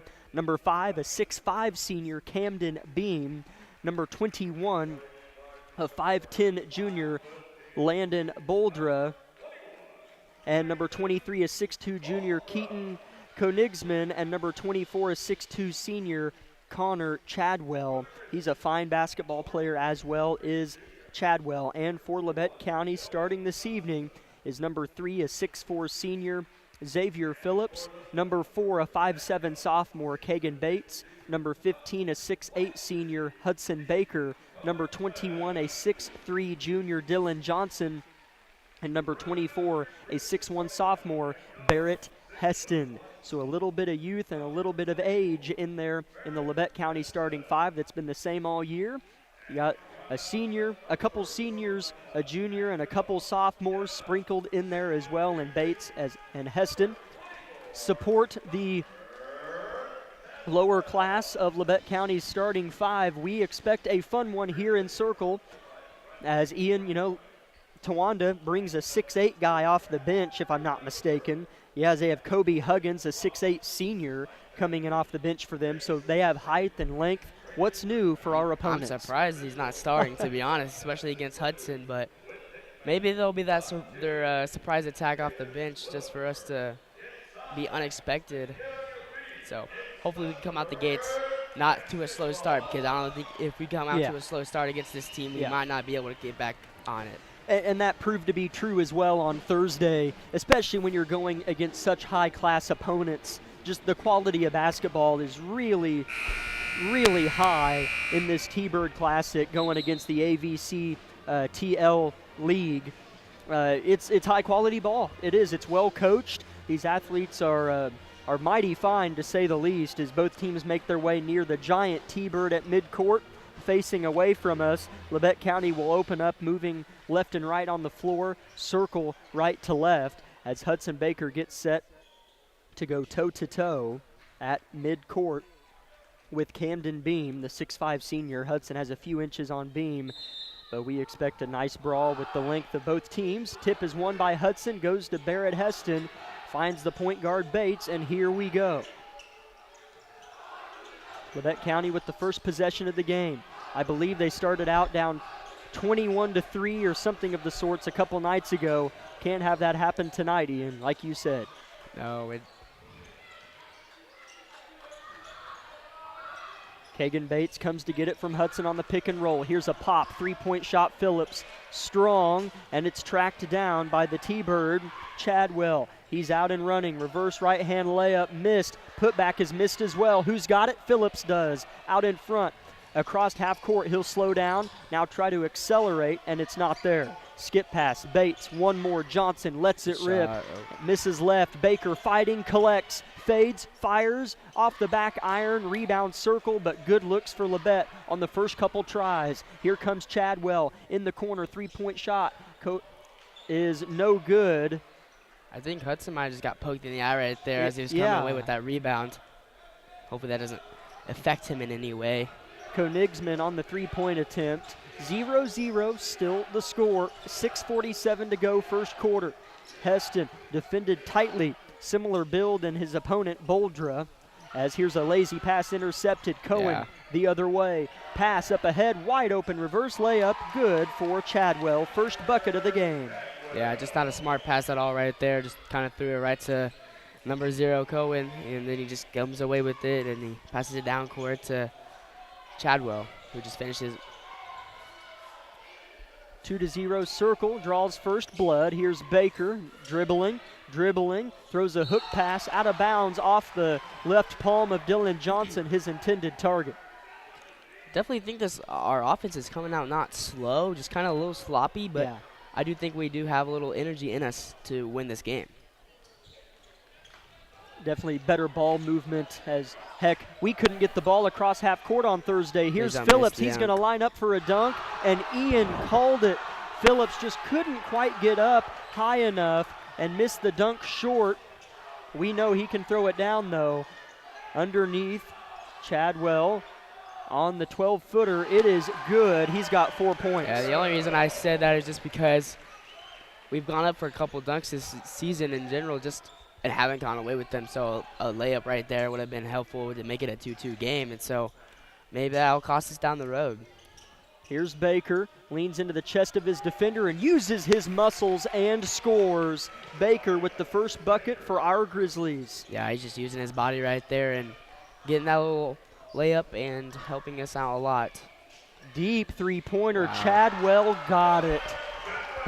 Really deep three, just he can shoot it and he can drive it. Chadwell's just a good all-around player. 7-2 Circle. Chadwell has all 7. Circle in a bit of a press. Here's a dump. Baker with room. He'll score. Good pass right there by Dylan Johnson. Looking inside as the T-Birds will call a timeout here. Or maybe an ARD timeout. I'm not for sure who called the timeout. I think he pointed to Circle. It's a 30-second timeout. Labette hanging around here in Towanda. We'll be back in 30. KLKC Parsons. Everybody is different. Some get injured, while others simply wear down. Whether it's on the court, on the field, or at the gym, Labette Health's orthopedic and sports medicine team has the training and skill to repair, restore, and renew. We share the same goal, and together we'll write your comeback story. For more information about Southeast Kansas' leading orthopedic and sports medicine team, go to labettehealth.com. Cross half court. Chadwell has all 7 for Circle. He'll try another and miss. Tipped about. Circle's got it. Nice offensive rebounding by Towanda, and that's a poor call. They're going to get Kagan Bates for a block on the ugly shot attempt by Boldra, as in no way should a bad shot selection as that be rewarded. The shot went off the edge of the backboard. Now he gets 2 free throws. Boldra's first free throw is good. Hit the front of the rim, fell forward and true, as Bates is still kind of talking to the official, maybe asking, hey, what can I do next time better to not get the foul called? Yeah, definitely as a player right there, that's something you do. Get the refs' respect and hopefully give you a better call in the future. That's right. 9-4 Circle, 4:30 first quarter. Phillips gets across the man-to-man full court pressure. Johnson dumps it into traffic. Baker collects it, though. He's in prison, shoots a fader, and is fouled going up. I think that'll be 2 free throws. It is for our big fella, who was in the midst of a triple team and somehow shook them free. So new T-Birds did check in earlier as we didn't get them called out, but number 15, Gavin Kildo, if I'm not mistaken, that's how you say it, and then number 1, Nick Ailes. First free throw for Hudson is good. A new T-Bird has checked in, or well, rather one that started but got a break. That's Beam coming in for Cohen. He's Hudson. Definitely coming in to just get Hudson some pressure under there. Yeah, absolutely, as Hudson does have 6 points. In fact, all of Labette County's points. 9-6 Circle, halfway mark first quarter being approached. Ball handler kicks it out to the right. That was Boldra.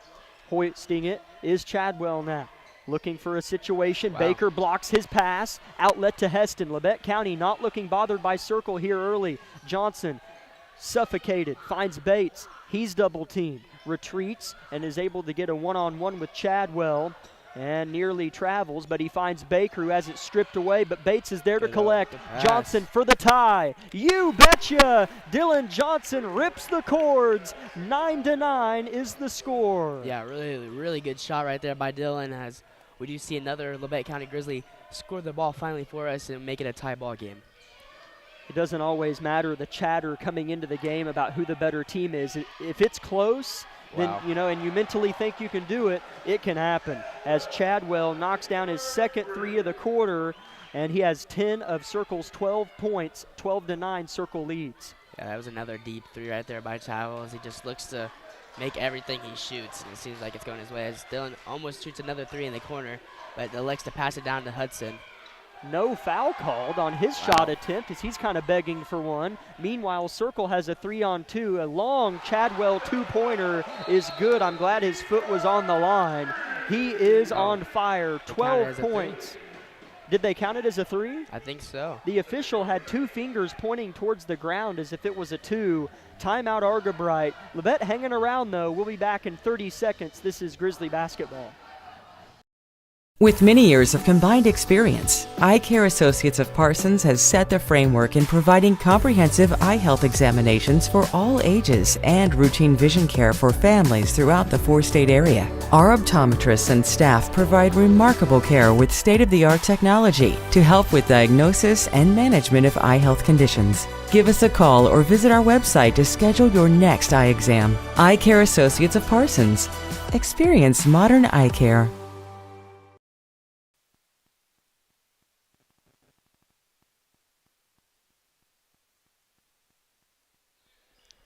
Evidently, Chadwell's foot was behind that navy blue line, arcing from corner to corner, and that'll give him his 3rd straight 3 of the game.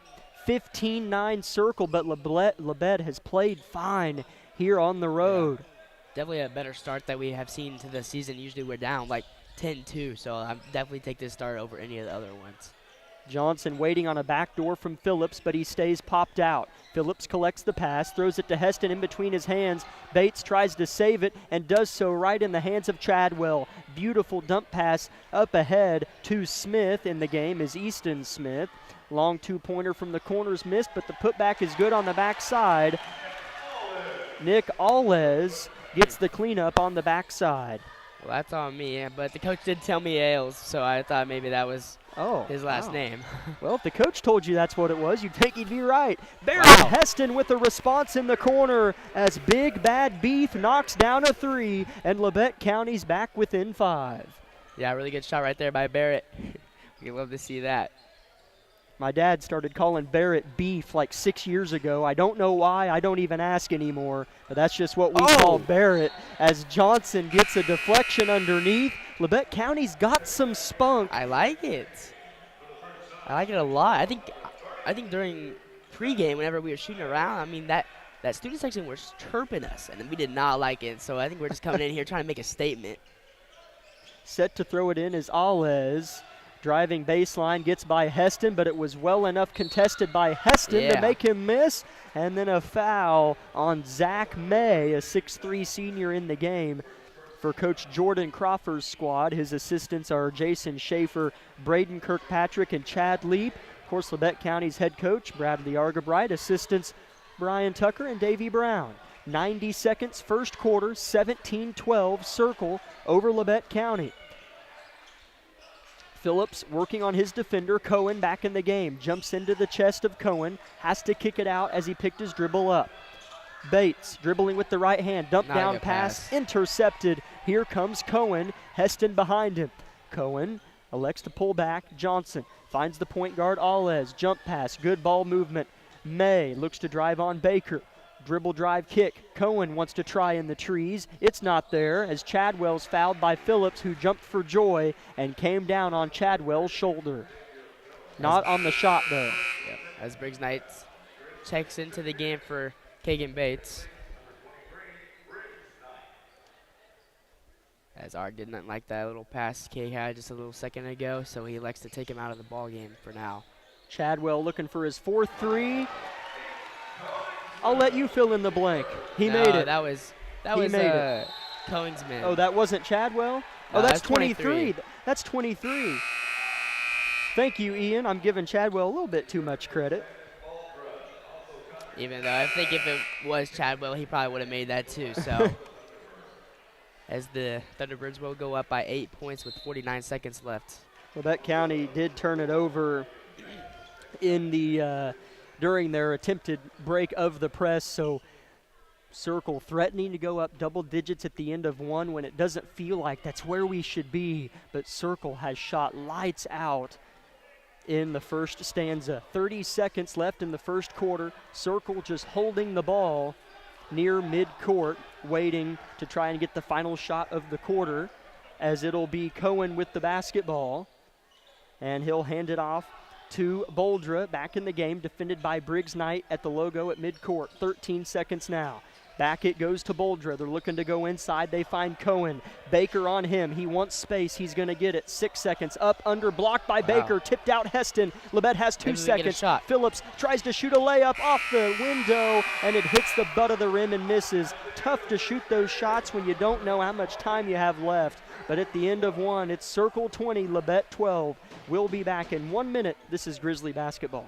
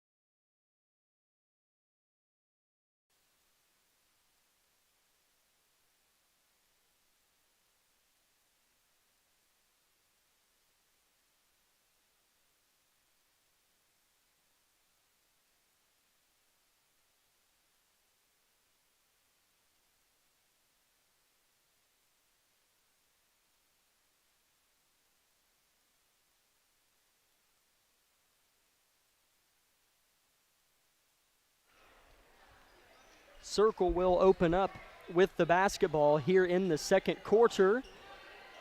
Up by 8, looking to go up 10. Jumper is down and back out, no good.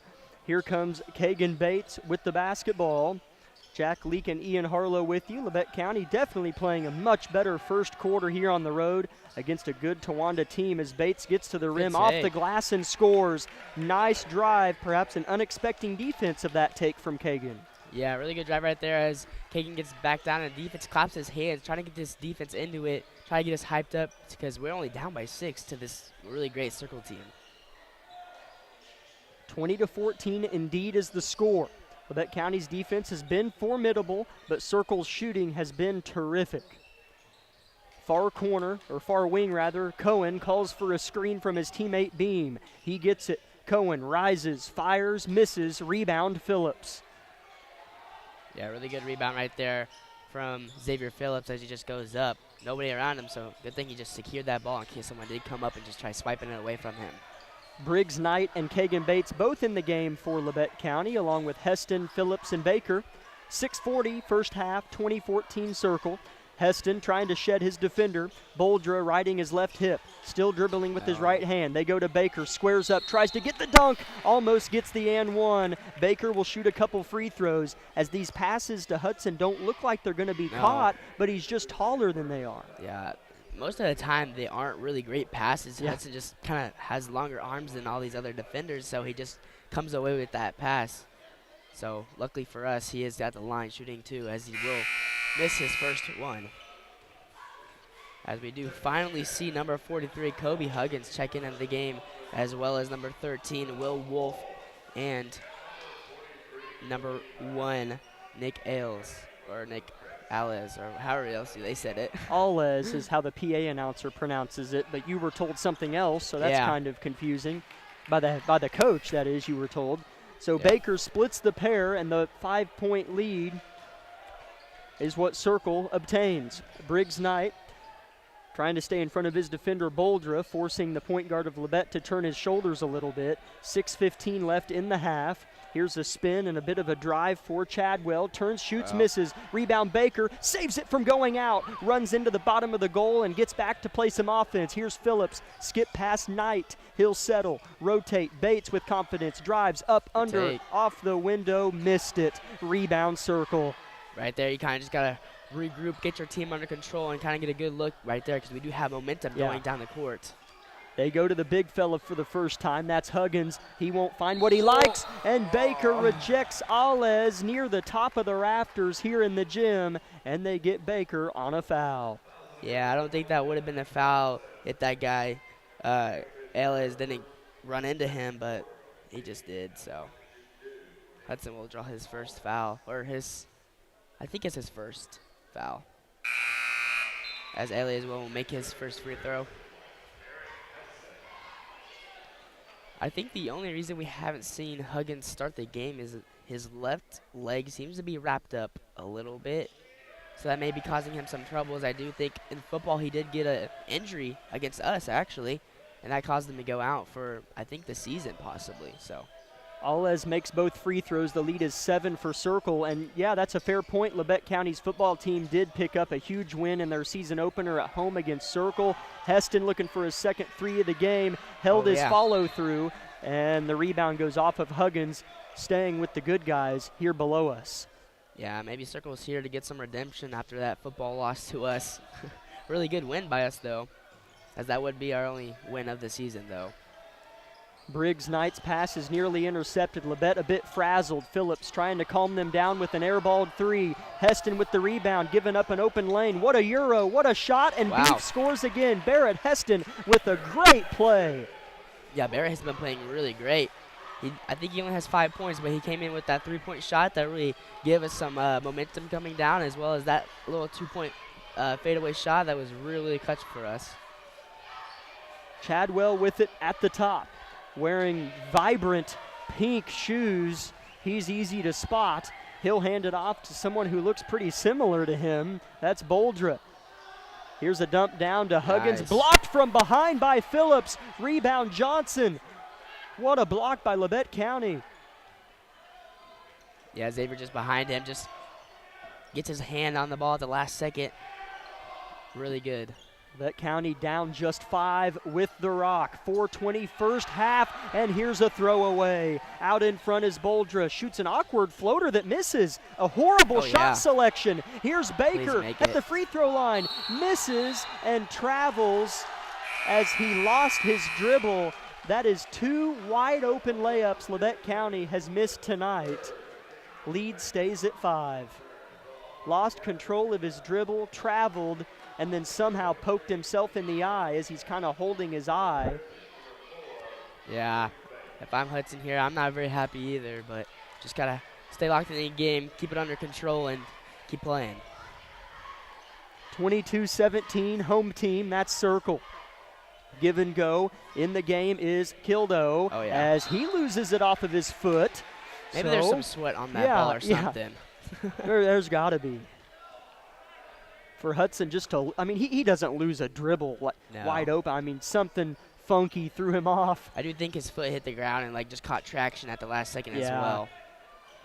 Seems to be his face is a little red too. I think that might be from just getting hit in general because he's been playing really physical down there. 3:40 in the half. Labette down by 5 with the ball again. Phillips open in the corner. 3-pointer off the heel. Heston with another backside rebound. Barrett Heston has been phenomenal. Bates with another awkward floater. That doesn't fall. It thought about it for a while and then rimmed out. Oh, it's just unfortunate for us right there as number 15 looks to shoot it. That would be Kildo. Coming to collect the basketball after the offensive rebound for Circle was Boldra, looking to drive downhill and banking it home is Koigsman. 24-17, back to 7. Labette County's close to tying this thing. Yeah, we're just right there, but every time we get momentum, we just get it taken away by our own mistakes. Phillips with some help breaks the press, stops uncontested. Bates at the top, closed out on by a double team. To the corner, Johnson. He can shoot it when he catches it if he wants, but perhaps Labette has other plans. Phillips, flip pass. Bates across the 3-point line. Now another pass to Phillips. The guards are just playing catch here. Now they punch into Baker. Free throw line, harassed. Tries to lean, tries to shoot, and misses. Tipped about. He collects it. Has it stripped, but maintains. Trying to find somewhere to go, and it's going to be a foul on Circle inside. Hudson is getting hit from every angle. About time they've got a foul down there. As Briggs Knight will check in for Xavier Phillips. Connor Chadwell couldn't miss in the first quarter. Back in the game for Circle as well. Zach May is going to check in at the next dead ball for Towanda as well. Labette down 7, 2:15 first half. Set play might not be there as Bates is going to have to set up another one. Heston on the right wing in front of Coach Crawford of Circle. Back to Bates, closed out on. Johnson flashes, collects at the elbow. Kicks it back out to Bates. Head fakes, no one bites. Pass nearly picked off. No Johnson foul? has it. Yeah, body bump, no whistle from the officials. As, man, Labette County just isn't, they don't have a purpose on offense. As Coach Yeah, good Argabright, timeout. I agree with that, my man, calls a full timeout. We'll keep it here. Labette just playing catch on offense. Yeah, we couldn't get anything going right there. We'd like to thank a few sponsors for making our broadcast possible. Labette Community College, Forbes Hoffman Funeral Homes, Clemens Insurance Agency, Labette Health, Woodworth Enterprises, Carson Wall Funeral Homes, Commercial Bank, Eye Care Associates of Parsons, Labette Bank, the Bartlett Co-op, and Labette Center for Mental Health Services. We'll be back in 30 seconds. Labette County down 7 on KLKC Parsons. Everybody is different. Some get injured, while others simply wear down. Whether it's on the court, on the field, or at the gym, Labette Health's orthopedic and sports medicine team has the training and skill to repair, restore, and renew. We share the same goal, and together we'll write your comeback story. For more information about Southeast Kansas' leading orthopedic and sports medicine team, go to labettehealth.com.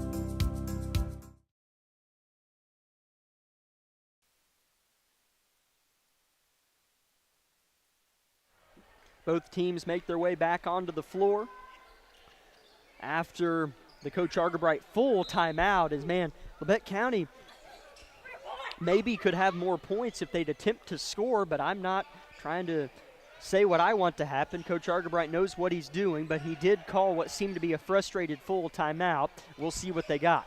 Heston with an open floater in the zone, misses. Long rebound goes out in front. Nobody stops the ball, and getting to the rack and getting fouled is Chadwell. No one stepped in front of him. No, just took it right to the lane there. Nobody stopped him or tried taking a charge even. Like, that's something we got to start doing. Is I think that is a big game changer. If we start taking charges here on these fast breaks, it could give us the momentum back. Chadwell makes the first. Stay tuned for our halftime show, as we do have a bit of news regarding the outcome of the Circle tournament on the ladies' side. We were informed of something of that moments ago, so stay tuned for the halftime show, as we'll get some unfortunate but significant news for our Lady Grizzlies in terms of their hardware winnings, as Chadwell makes both free throws. 26-17, Circle on top, minute 20. First half. Labette doesn't feel like they should be down this much, but they are. Another turnover and a steal. Chadwell the other way, adjusts and misses an awkward fading floater, gets it back, blocked by Baker, and another jumper's missed. Rebound Hudson. So Circle helping Labette County stay arm's reach in this game. Yeah, really good block right there by Hudson. Just luckily for him, he didn't get the foul call on him, as Briggs is playing very good ball. As he almost turned it over right there. I almost just jinxed him. But he's hustling up and down the court. Here's Baker inside. Tough pass is intercepted, and Labette County just turning the ball over and over again, struggling to score points in the second quarter. Timeout, Coach Crawford of Circle. It will be a full timeout for Towanda. We'll go ahead and take it. A 1-minute break on KLKC. My name is Bria, and I'm a pharmacist at Bowen Pharmacy. I'm here today to tell you about one of our patient programs, Meds to Beds. Bowen Pharmacy South is located in the medical office building at Labette Health. Our staff works closely with the doctors, nurses, and social care workers to ensure that your transition out of the hospital is an easier and more convenient experience for you and your loved ones. If you are having inpatient or outpatient surgery, we will get your medications directly from your doctor and deliver them right to your hospital bed. If you are having a baby, we will get your medications or anything else that you may need to get your family home without the hassle of making several stops along the way. Whether you're here for a few hours or a few days, we are here at Bowen Pharmacy and Bowen Pharmacy South to help get you well without any interruption in transition of care. Just ask for Meds to Beds. At Bowen Pharmacy and Bowen Pharmacy South, we are here for you today and we are here for you tomorrow.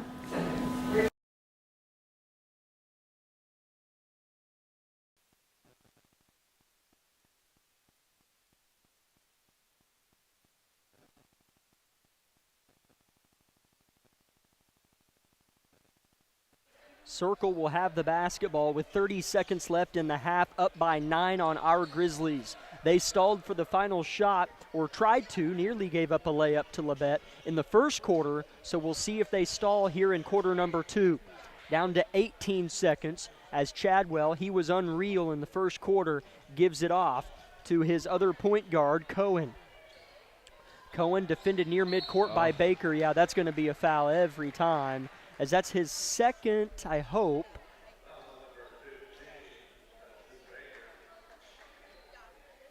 As First. Oh, third. I thought he had one earlier. That's got to be 3 on him then. Yeah, I couldn't tell what he said. I thought he said first. I can't tell if he says first or third either. Labette County, here's a miss by Circle, and they're not going to get a shot off. So we'll try to get some clarification on Hudson's foul count. I couldn't tell what the PA announcer said, but Labette County's going to have to try to claw back in this regardless of foul counts. 26-17 Circle on top. We'll be back in 3 minutes with the Eye Care Associates of Parsons halftime show.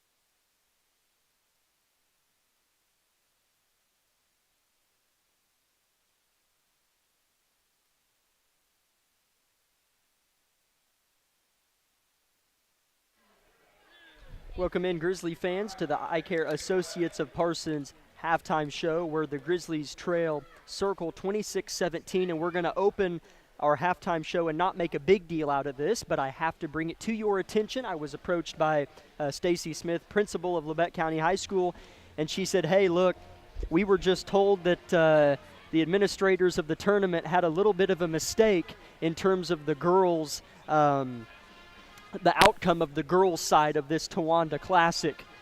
So Labette County, the Lady Grizzlies, did not win the tiebreaker in the T-Bird Classic. The Independence Lady Bulldogs are the 23 T-Bird Classic champions. They had Independence in the Excel spreadsheet, or whatever the form was they were using online to keep track of wins and losses. They had Independence at 1-2 instead of 2-1. So they corrected that. And then they look over at the tiebreaker. It's defensive points allowed, if I'm not mistaken. I'm pretty sure I'm right on that. That's what she said. And Independence gave up less points than we did, so therefore they had the tiebreaker over our Lady Grizzlies. So, I mean, I feel horrible for Coach Vollmer and the girls, and it's none of our faults. We celebrated with absolute right to do so, because they handed the trophy to our girls, and I'm not putting anything on anybody here at Circle, not in the slightest. I'm just backing up our celebration because we were told we won and awarded the trophy. So a tough one for our girls to swallow, but I know that they're still happy with what they did and the 2-1 record that they came out with this week. But it is the Independence Lady Bulldogs. Bit of a technical error in the entry. Had them at 1-2, but they were actually 2-1 in the tournament and win the tiebreaker over our Lady Grizzlies. So we're going to overcome that and move right on, but the Independence Bulldogs are the T-Bird champions on the ladies' side. So some unfortunate news to open up our halftime show, but we're going to go ahead and take a look at some numbers in this one, Ian, while I kind of add things up and look things over. This does not feel like a 9-point game, although Labette County did turn the ball over a lot in the closing 3 minutes of that half. Yeah, definitely right on that. But we definitely came out the gates a lot better than we have this whole season, and that's really what's caused us to be in this game. If you look back at all the other games that we have played, we've been down 13-2, 10-2, whatever the cause may be, and that's caused us to lose the game. But for us to start out a lot better and come out the gates a lot harder, it's caused us to be in this game a lot more. And coming into this game, we had our doubts, but definitely not saying the Circle team's bad, but definitely not what I expected from the Circle team. So hopefully after halftime, Art gets on to them, being like, hey, we need to play a lot better if we want to win this game, and I certainly think they can. So hopefully in the second half, we can see them play a lot better.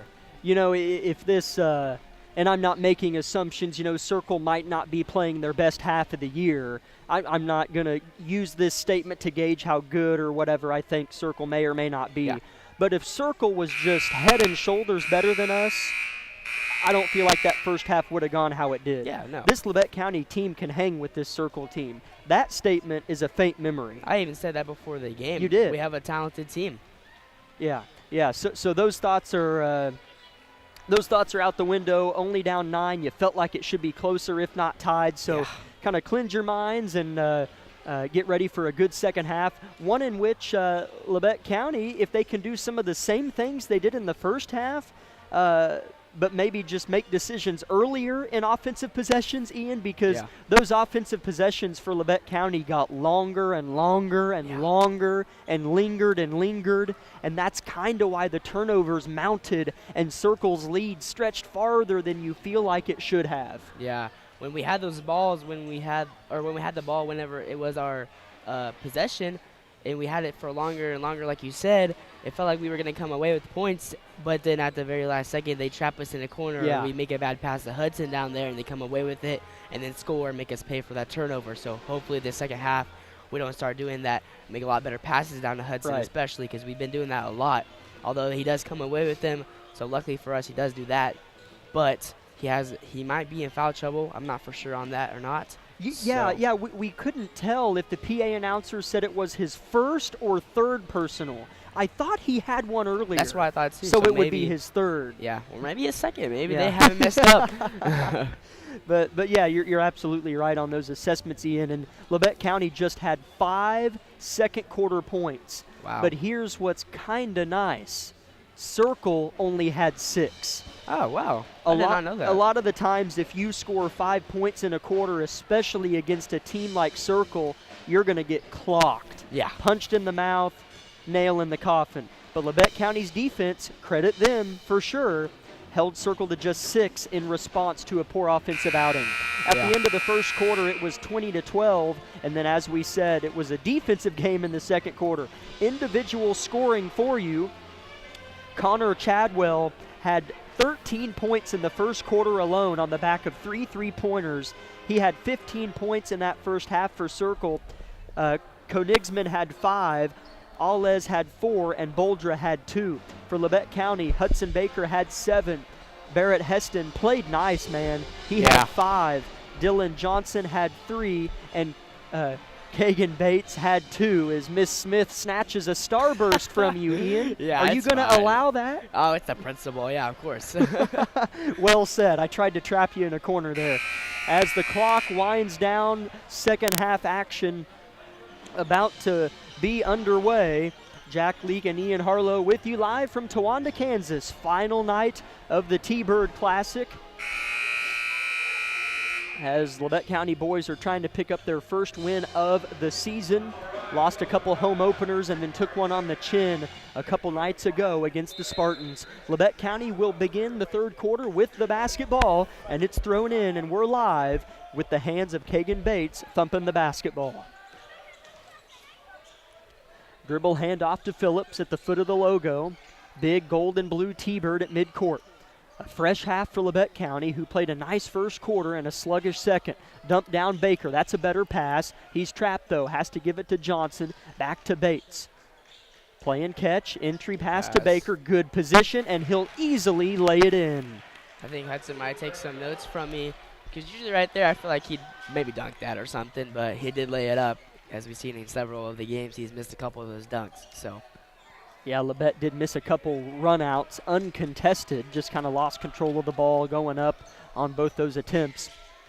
Ball goes to the corner for Circle, who leads Labette by 7, 1 minute into the third quarter.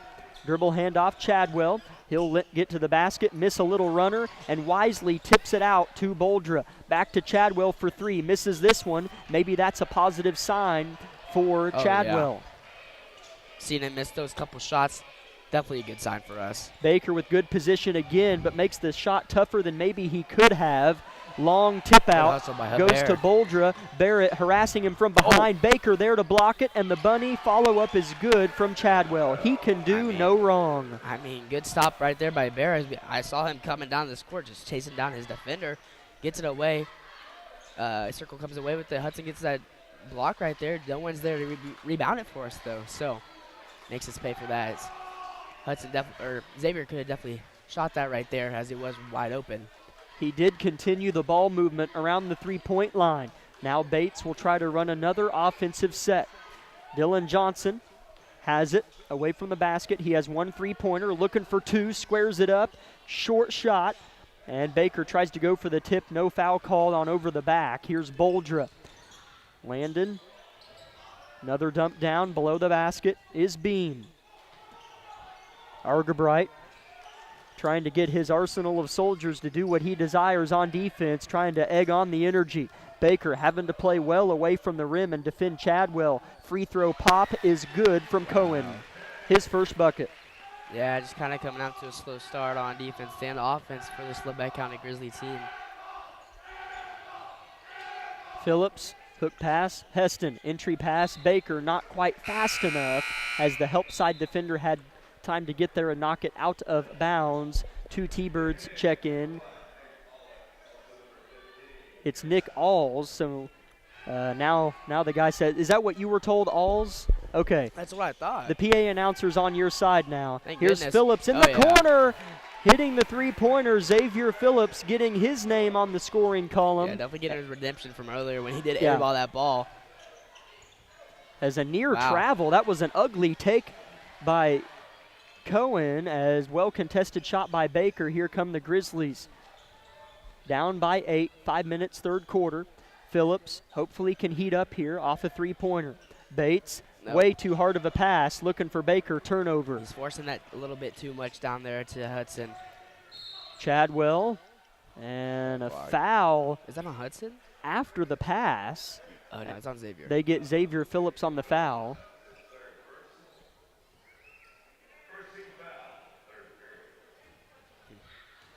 T-Birds to throw it in. Nick Ailes throws it over the top of the Grizzly D to Beam. As he calls for a screen for Kildo. Kildo does come set the screen. Johnson playing defense. Cohen has it, looks to drive, wanted to spin, but kicked it.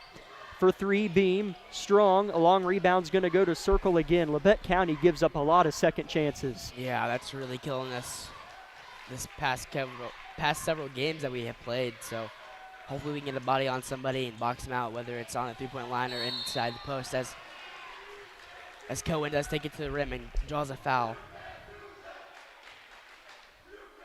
He'll go to the line and shoot 2 free throws. As the foul will go on Dylan Johnson. Ethan Kane is what the PA announcer's saying. Spelled like Really? Cohen, pronounced Kane. As I remember him from last year. I thought it was a little different than what it looks. It was either him or Alls, I couldn't remember, so it's Ethan Kane. It's like both of them, it seems like. He knocks down the first. As we don't get easy first names here at Labette County with our opponents. We schedule our opponents based on how hard their names are to pronounce. Yeah, it definitely seems like that. The strength of pronunciation is the highest in the country here at Labette County's broadcast team. 32-22, Circle up by 10. Not going to be a broken record, but Labette County's playing decent here in Towanda. Johnson puts the ball on the deck. Baker short corner, nice pass fake, leans into his shot and scores. Yeah, that's just what he's been doing this whole game, just getting to the rim, scoring those baskets for us. Well needed. Open three-pointer for Kane, misses, tipped about, guess who's got it? Circle, 8-footer, good. That hurts. Yeah, we got to rebound this ball. We can't have those bad, sloppy defensive rebounds there, as they just get the ball every time and make us pay for that. Bates is in trouble. 3 guys on him. Now Johnson finds himself open, somehow gets it off to Bates in the midst of his shot as Bates flips up a force and is rewarded a foul. That's happened to Circle a couple times, so nice to see Labette granted a positive call. Yeah. Skagen will go to the line and shoot 2 free throws. That's on Kildow. The first team foul on Circle of the quarter. 3:20 left in the third. First free throw for Bates is good. Kagan, a good free throw shooter. In is Zach May. Kildow comes out. Bit frustrated. Is the senior.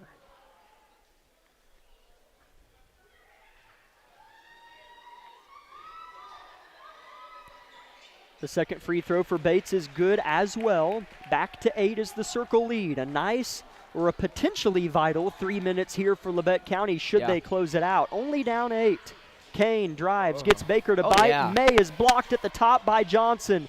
Baker easily could have been a foul called on him if Kane just leaned into him and shot, but I'm glad he passed it. Yeah. Kane kicks it, swinging and ripping as Ailes back to Kane in the corner. Flips it out. Bates pressing the ball. Gets by him and scores. Boldra. Yeah, Kagan just being a little too aggressive on defense right there. Just gets blown by his defender. Bates a little too close to the ball, making it easier for Boldra to get past him. Johnson has to cross half court and does so. Finds his point guard Bates. Johnson open in the corner. He'll collect it, rip it, hit it. Big shot. And Coach Argerbright wants a full timeout. Dylan Johnson with his second 3 of the game. Circle lead is down to 7. Labette County playing well in the final game of the T-Bird Classic. Back in 1 minute, this is Grizzly basketball. My name is Bria and I'm a pharmacist at Bowen Pharmacy. I'm here today to tell you about one of our patient programs, Meds to Beds. Bowen Pharmacy South is located in the medical office building at Labette Health. Our staff works closely with the doctors, nurses, and social care workers to ensure that your transition out of the hospital is an easier and more convenient experience for you and your loved ones. If you are having inpatient or outpatient surgery, we will get your medications directly from your doctor and deliver them right to your hospital bed. If you are having a baby, we will get your medications or anything else that you may need to get your family home without the hassle of making several stops along the way. Whether you're here for a few hours or a few days, we are here at Bowen Pharmacy and Bowen Pharmacy South to help get you well without any interruption in transition of care. Just ask for Meds to Beds. At Bowen Pharmacy and Bowen Pharmacy South, we are here for you today and we are here for you tomorrow.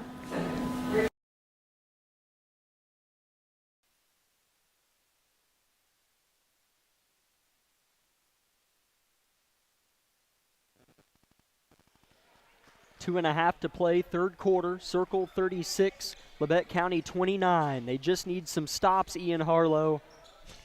Yeah, as Chadwell's wide open in the corner. Luckily, he doesn't miss for us. Yeah, as he's missed his 2 3-point attempts. Rebound Labette this time.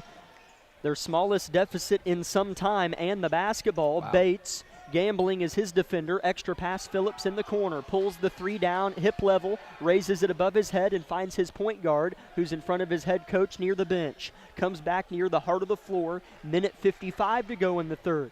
Dribble handoff is successful to Heston, dribbling with his left. Another handoff to Phillips. Baker flashes, catches, hands off to Bates. Lots of ball movement on this possession. It's a set play for Johnson. Fades on the right wing, shot it too strong. Rebound. Phillips underneath, gets position, scores! Good. Labette County within 5.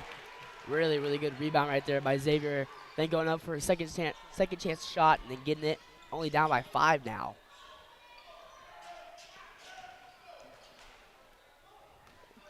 Kane has it, drives on Baker. That's a foul.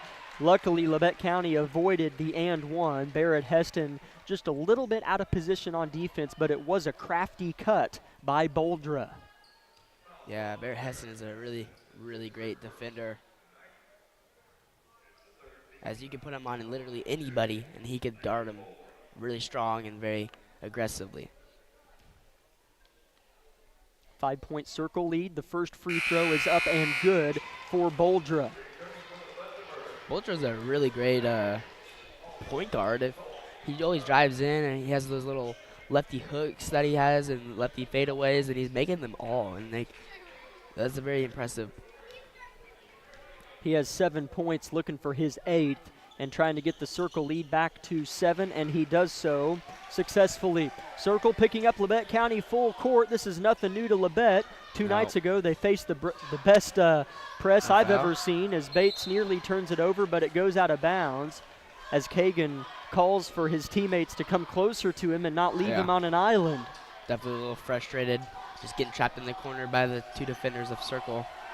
38-31 Towanda. Ball goes into Labette. Minute 10, third quarter. Baker has it. Spins on the big fella, Huggins. Finally. And a foul is called on Kobe Huggins, the 6'8 junior, defending Hudson a long ways from the basket. I feel like the refs have missed a couple calls like that, as Circle's been all over us, and they've just missed a couple of them. Yeah, there have been some bully ball possessions taking place in this one. Labette County no stranger to that. 60-second mark, third quarter. Heston the ball handler. Phillips, Johnson. Now Baker, right wing, closed out on by Huggins. They stand at 6'8" apiece. Baker looks to drive, loses his dribble, out of bounds. Turnover, Labette County. Yeah, the turnovers are gonna definitely kill us in the very ending of this game, as it is only a 7-point deficit for Labette County here, with 48 seconds remaining in the third quarter. It was a 9-point deficit at half, so Labette winning the third quarter by a small margin. Circle not sure what they want to run offensively. Boldra, nice facilitator, will pass it off. Chadwell back to Boulder with position, tries to draw a foul but gets the left-hand floater to go. Everything he flips up goes in. I swear, that's what I was just saying a minute ago, is like he drives to the rim, just throws it up and makes it. The ball deflates in midair and hits the rim oh so softly for Landon Boldra. 13 seconds, Labette down 9. Be nice to get one more crack Yeah. at this lead before the third quarter comes to an end, and they will. 4 seconds, 3 seconds. Here's a cutting Phillips with 2 seconds, loses it, and the buzzer will sound. Labette County with poor possessions to end all 3 quarters here today, but they still are within reach. The lead is 9 for Circle. Fourth quarter coming up in 1 minute. This is KLKC Parsons.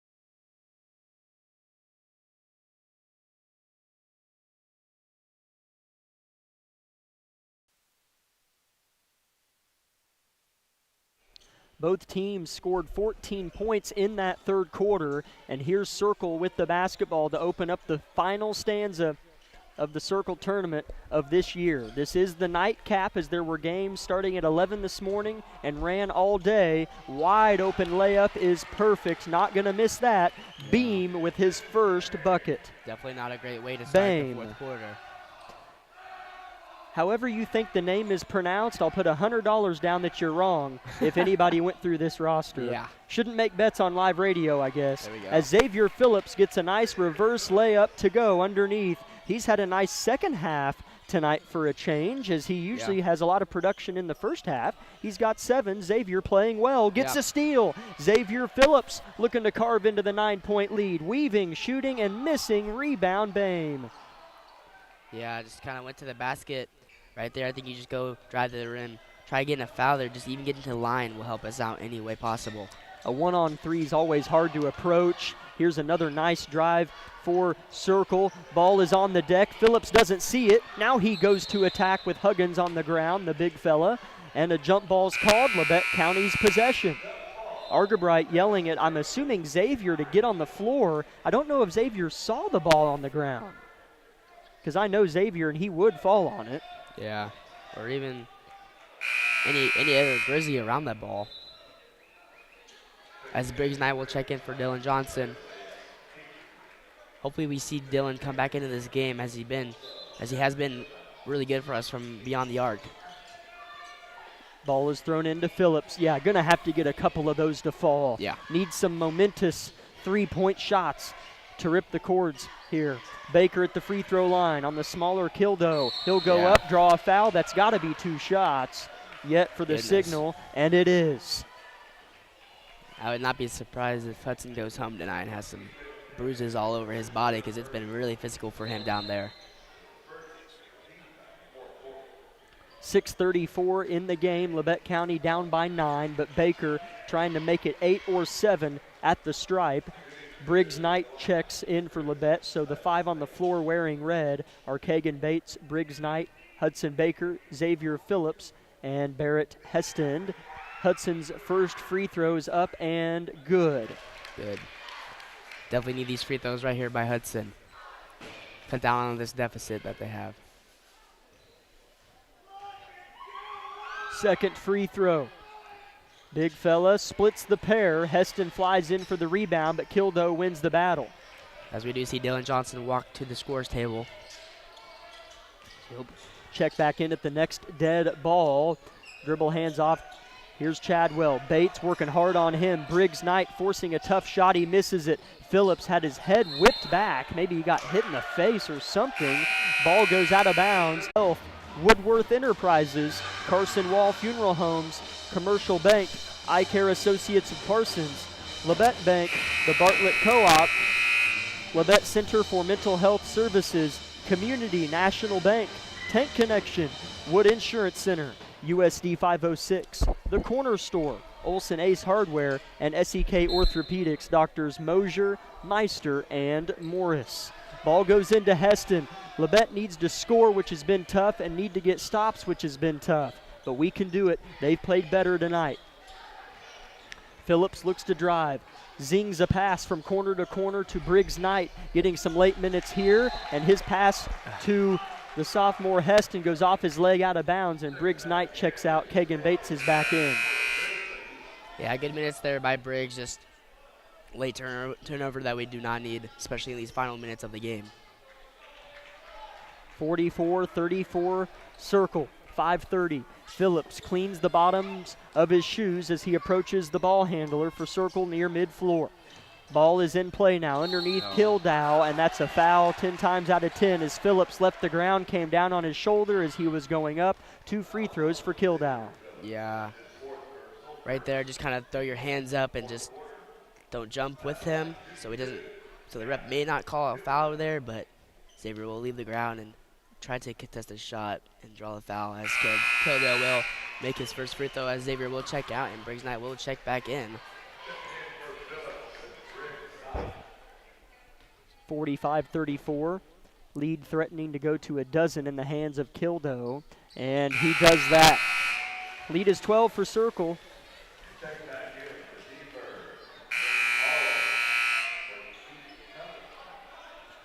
Circle still picking up Labette County full court.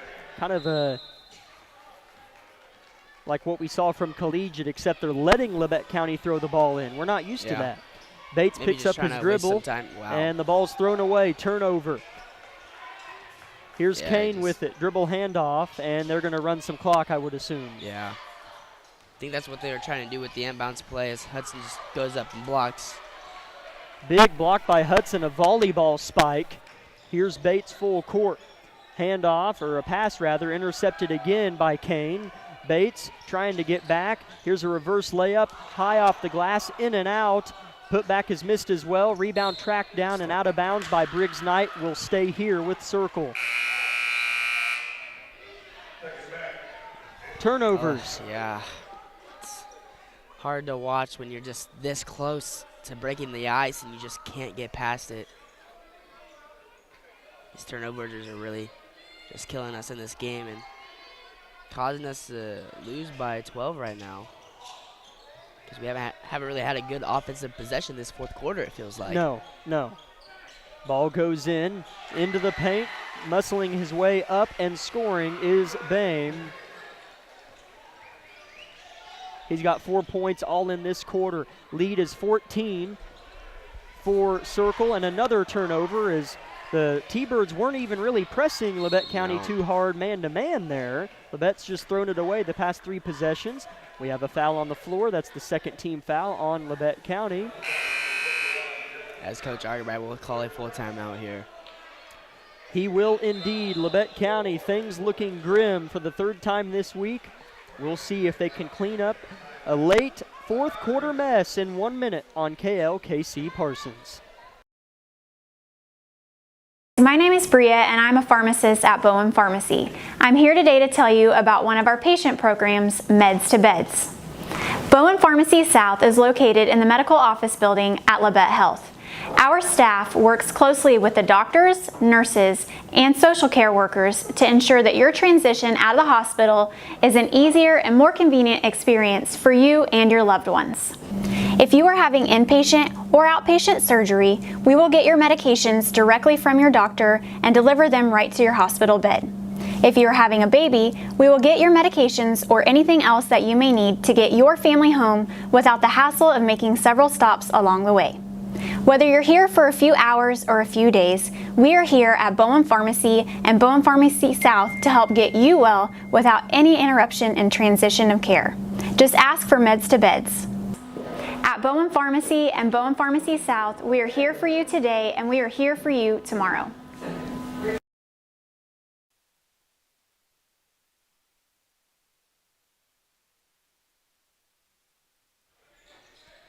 Labette County in desperate need of a defensive stop. Just one. Let's start with that and try to take it a possession at a time. They trail by 14 here on the road. 4:12 left in the game. Yeah, Circle right here just tries to look to waste some time for Lubbock County, so we don't. As Hudson will kind of tip that ball when Circle does go up with it, but Chadwell will be there to back it up and score a layup. Chadwell does score, and Hudson loses it off his shin. Another Grizzly turnover. Here's a floater up and good for Circle, and we have an 18-point ball game. Yeah, as we did come into this fourth quarter, only down by 8. I'll have to add it up 9? later. I think it was 9. Ball is tipped out. We'll stay over there with Labette County on the far end of the floor. 3:37 to go, and it's gotten ugly very quickly. Ball will try to be thrown into Bates. He's pressured firmly. Walks across, tries to take a quick glance over to Argerbright to get the call, but he can't look away for long because his defender is in his grill. Now it's Johnson picking up his dribble and finding Heston in the heart of the hardwood. Johnson calling for a back screen for Phillips to get open in the corner. Now he starts to go. Baker backing down his defender away from that action, and he draws a foul of his own and will shoot a couple free throws. Yeah, just kind of forcing something up. He knew he was going to get fouled, so he was going to just try getting to the line instead of it staying on the ground. Smart play right there by Hudson. First free throw for Hudson Baker is good. He shot 7 free throws, counting that one, and has made 5. Looking to go 6 for 8 on the night with this one. Bends at the knees, lets it fly, and misses it strong, but Phillips might be there. Phillips is there. His outlet pass is stolen, though. Here comes Boldra. He makes everything he shoots and makes that one as well on the other end of the floor. Timeout, Circle. It's ugly. 19-point Towanda lead back in 30 seconds. In fact, Annette, let's make that a minute. It's a full timeout back in 60 seconds on KLKC. V93.5 is your home for the best variety of the 80s, 90s, and today. Get your day started with the Anna and Raven Morning Show. You're the judge during Couples Court. Couples share their disagreement, and then you decide who's right. Think you know pop culture trivia? It could pay off, and you score the cash jackpot when you play Can't Beat Raven. Krause in the House gets you home every weekday afternoon starting at 2. Stream us anytime, anywhere at KLKCradio.com.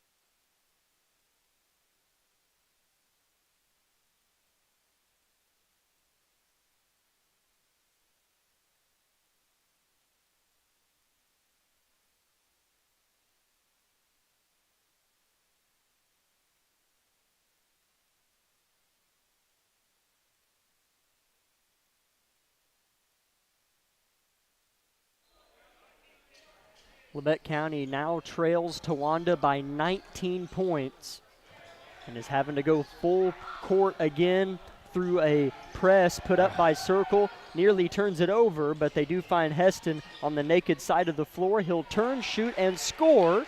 Barrett Heston with his 7th point of the contest. Yeah, Barrett's been playing really, really great this game. Here's a turnover for Circle. Dylan Johnson with the steal across the paint pass to Bates to Phillips, and he'll miss the bunny. Try to clean up his own mess and is blocked at the top, but a foul is called, and Labette County's going to try to score points while the clock isn't moving. Really great job right there by Xavier Phillips getting his own rebound after missing a shot and then going up with it again and then drawing the foul. Cradles the ball in his left hand before his right hand comes to meet it, and he shoots and misses. Phillips will get one more. Coming in is Ethan Kane. He will replace Nick Owls.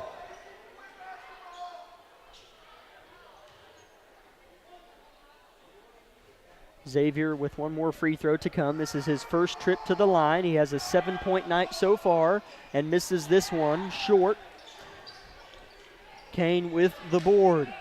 17-point Circle lead. They nearly throw it away again, but Chadwell has it. One-arm flip, and the right-hand layup rather is good. Konigsman gets it to go. He's got 9.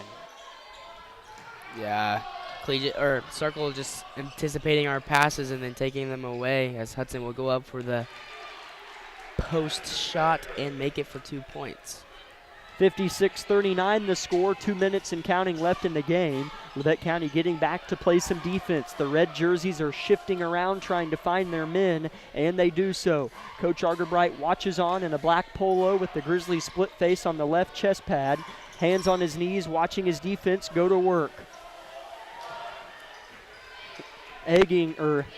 Trying to make Phillips get on the ball, and Bates gets a steal. He'll go up ahead. He'll jump stop on the taller defender, give it up to Heston, who misses off the side of the backboard. Labette County kind of botches another full court situation again. Circle, their layups blocked by Baker. He's had a lot tonight, but Kane there for the putback. I think that's happened about every time after Hudson blocks it. They'll come in for a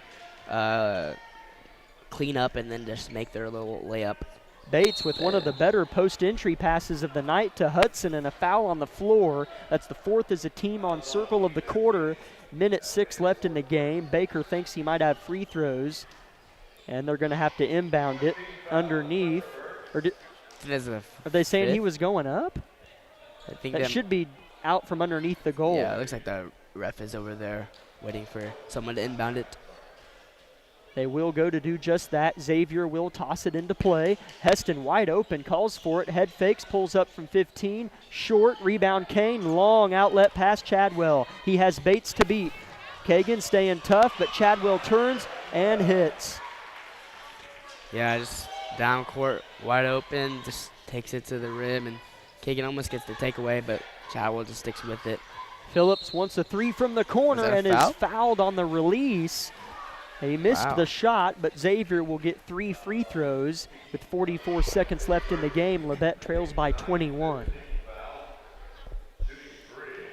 You don't see the ref calling that very much, so I couldn't tell from here if he got contact or not, but apparently there was enough for the ref to blow his whistle, and so Xavier will be shooting 3 free throws as he does miss his first one. He's 0 for 3 on free throws tonight, and he gets this one. He has one more. One more for Xavier. Circle thought it was just 2 shots. They got the rebound and was ready to throw it in. The Circle team doesn't seem to ever stop pushing the pace on both sides of the ball. Xavier misses the 3rd free throw. 1 for 3 on that trip. Labette still playing tight defense. Kane just throws it up, and it's intercepted by Bates. That might have been tipped. Kagan's entry to Hudson is successful. Short corner, he's scrapped on. Chadwell steals it. I think they're just going to let him run out the time. So Labette County will fall to 0-4 on the season, still trying to find that first win. But as I'm sure Coach Argerbright would agree, of course you want to get these wins as some players are still fighting for the ball, and a timeout is called with 10 seconds left by Circle. As we'll go ahead, it's a full timeout, so we'll take 30 seconds and come back here on KLKC to wrap this one up.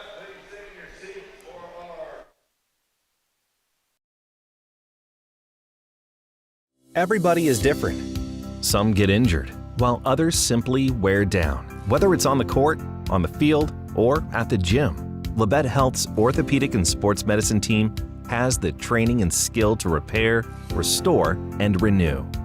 We share the same goal, and together we'll write your comeback story. For more information about Southeast Kansas' leading orthopedic and sports medicine team, go to LavetteHealth.com.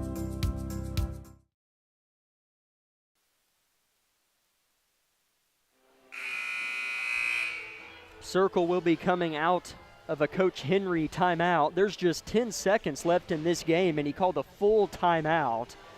I don't know if Circle had too sloppy of a possession for his liking, but hey, you got to admire a coach that desires the best from his squad. Respect that timeout for sure. Kane will throw it in as they're looking to end this thing in a buttoned-up fashion rather than a sloppy one. 60-40 is the score, and now the clock will run out. We can continue with kind of our ending thoughts. Labette will fall to 0-4 on the season. League play begins on Tuesday. We play at Indy. Next Friday at Parsons, and then that following Tuesday at Chanute, and then these kids get a Christmas break, and we're back early January. So 3 SEK games coming up in a row before the Christmas break.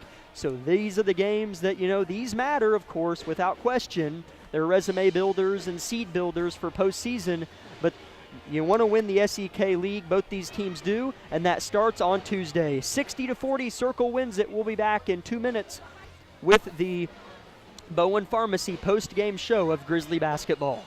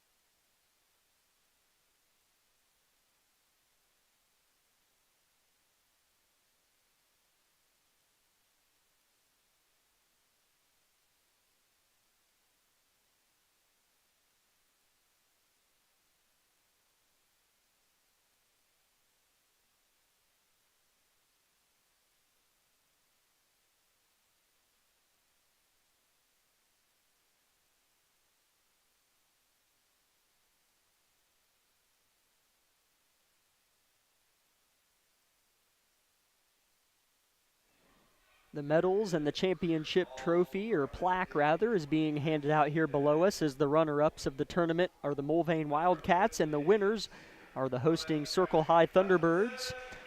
As Hudson Baker was that first team all-tournament? Yeah. As Hudson Baker, credit him, man. He went 19 points against Mulvane, 20 points against Collegiate, and 15 points here tonight, and got himself a medal for first team all-tournament. So credit all the young men who make this tournament what it is, and it is high-level basketball. Labette County falls 60-40 in this one and 0-4 on the season, with SEK League play starting on Tuesday at Independence. I mean, Ian, they played 3 games they played Tuesday, Thursday, Saturday, and they play on Tuesday. That's 4 games in 7 days. Yeah, that's ridiculous. Especially those games that we played were against Mulvane, who went 3-0. Circle went 3-0, and then as well as Collegiate, who went 2-1. Those are 3 really, really great teams. So just unfortunate for us, we couldn't ever capitalize on any of those games and come away with the win. As we break this one down just a little bit, they were closer tonight. They played well.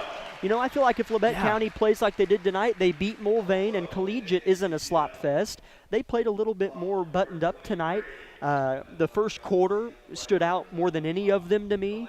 The second quarter was low scoring. They scored just 5 points but held Circle to 6. And the fourth quarter kind of tells the tale. You were outscored 20-9, and Circle just got out and ran, and Labette just couldn't quite keep up on the heels of some bad turnovers. Yeah, you talk about bad turnovers. I mean, there was a lot of turnovers in that fourth quarter that we came into that fourth quarter thinking we had a little bit of a chance, and then we just kind of didn't come away with it. So we'll see how they do in the upcoming games Tuesday, Thursday, or Friday, whichever one you said, and then the upcoming Tuesday. So that's SEK play too. So those are really big games for us, especially if we want to win SEK, which I think we do have a great chance at. Sure, both our squads, as again our girls got some heartbreaking news earlier. They were awarded first place in this tournament, and then later there was like a technical error, and it ended up being Independence. Long story short, the Lady Bulldogs that won it on the girls' side, but still credit our girls for doing what they were in control of, and that was going 2-1 in the tournament. Boys go 0-3, but again, Tuesday night, this coming Tuesday night, next week, we go to Independence, Friday at Parsons, and the following Tuesday before break at Chanute. So 3 big goodies coming up, and then we have 2 straight home games after Christmas break. Individual scoring totals before we wrap up the broadcast. I won't make Coach Argabright feel obliged to come up here tonight. We have a late night, long road trip home, and after the medals were given out, he just now went back to the locker room. So we'll go ahead and wrap up the Bowen Pharmacy postgame show tonight. I know Coach Argabright won't be too upset about that with a long road trip ahead of both of us. Individual scoring totals for us this evening: Hudson Baker with 15, Xavier Phillips with 8, Barrett Heston with 7, Dylan Johnson with 6, and Kagan Bates with 4. For Circle, a couple guys hurt us in particular. Connor Chadwell didn't feel like he missed, had 13 points in the first quarter and only ended with 21, but he was a difference maker. And Landon Boldra had 14, and it feels like he shot 90% from the field. But Circle, really nice team, a lot of length and really deep talent. And this is good for Labette County to grow, and now you play SEK teams that are really talented. But I don't want to say not quite of this quality, but let's just say this is a good week to learn. Oh, yeah, definitely good opponents that we face. So I think after this tournament that we played, I think it'll be good learning experience for us, and then going into next week versus SEK play, I think it will be really great for us. Be sure to tune in, Grizzly Nation. We will be live from Independence, Kansas this coming Tuesday at about 5:45, 5:50 p.m. with the Tank Connection pregame show as our Grizzly guys and girls get set to take on the Bulldogs of Independence. For Lucas Hayward and Ian Harlow, I'm Jack Leake saying so long from Towanda, Kansas. The 2023 Circle Classic is finished. Girls go 2-1, boys go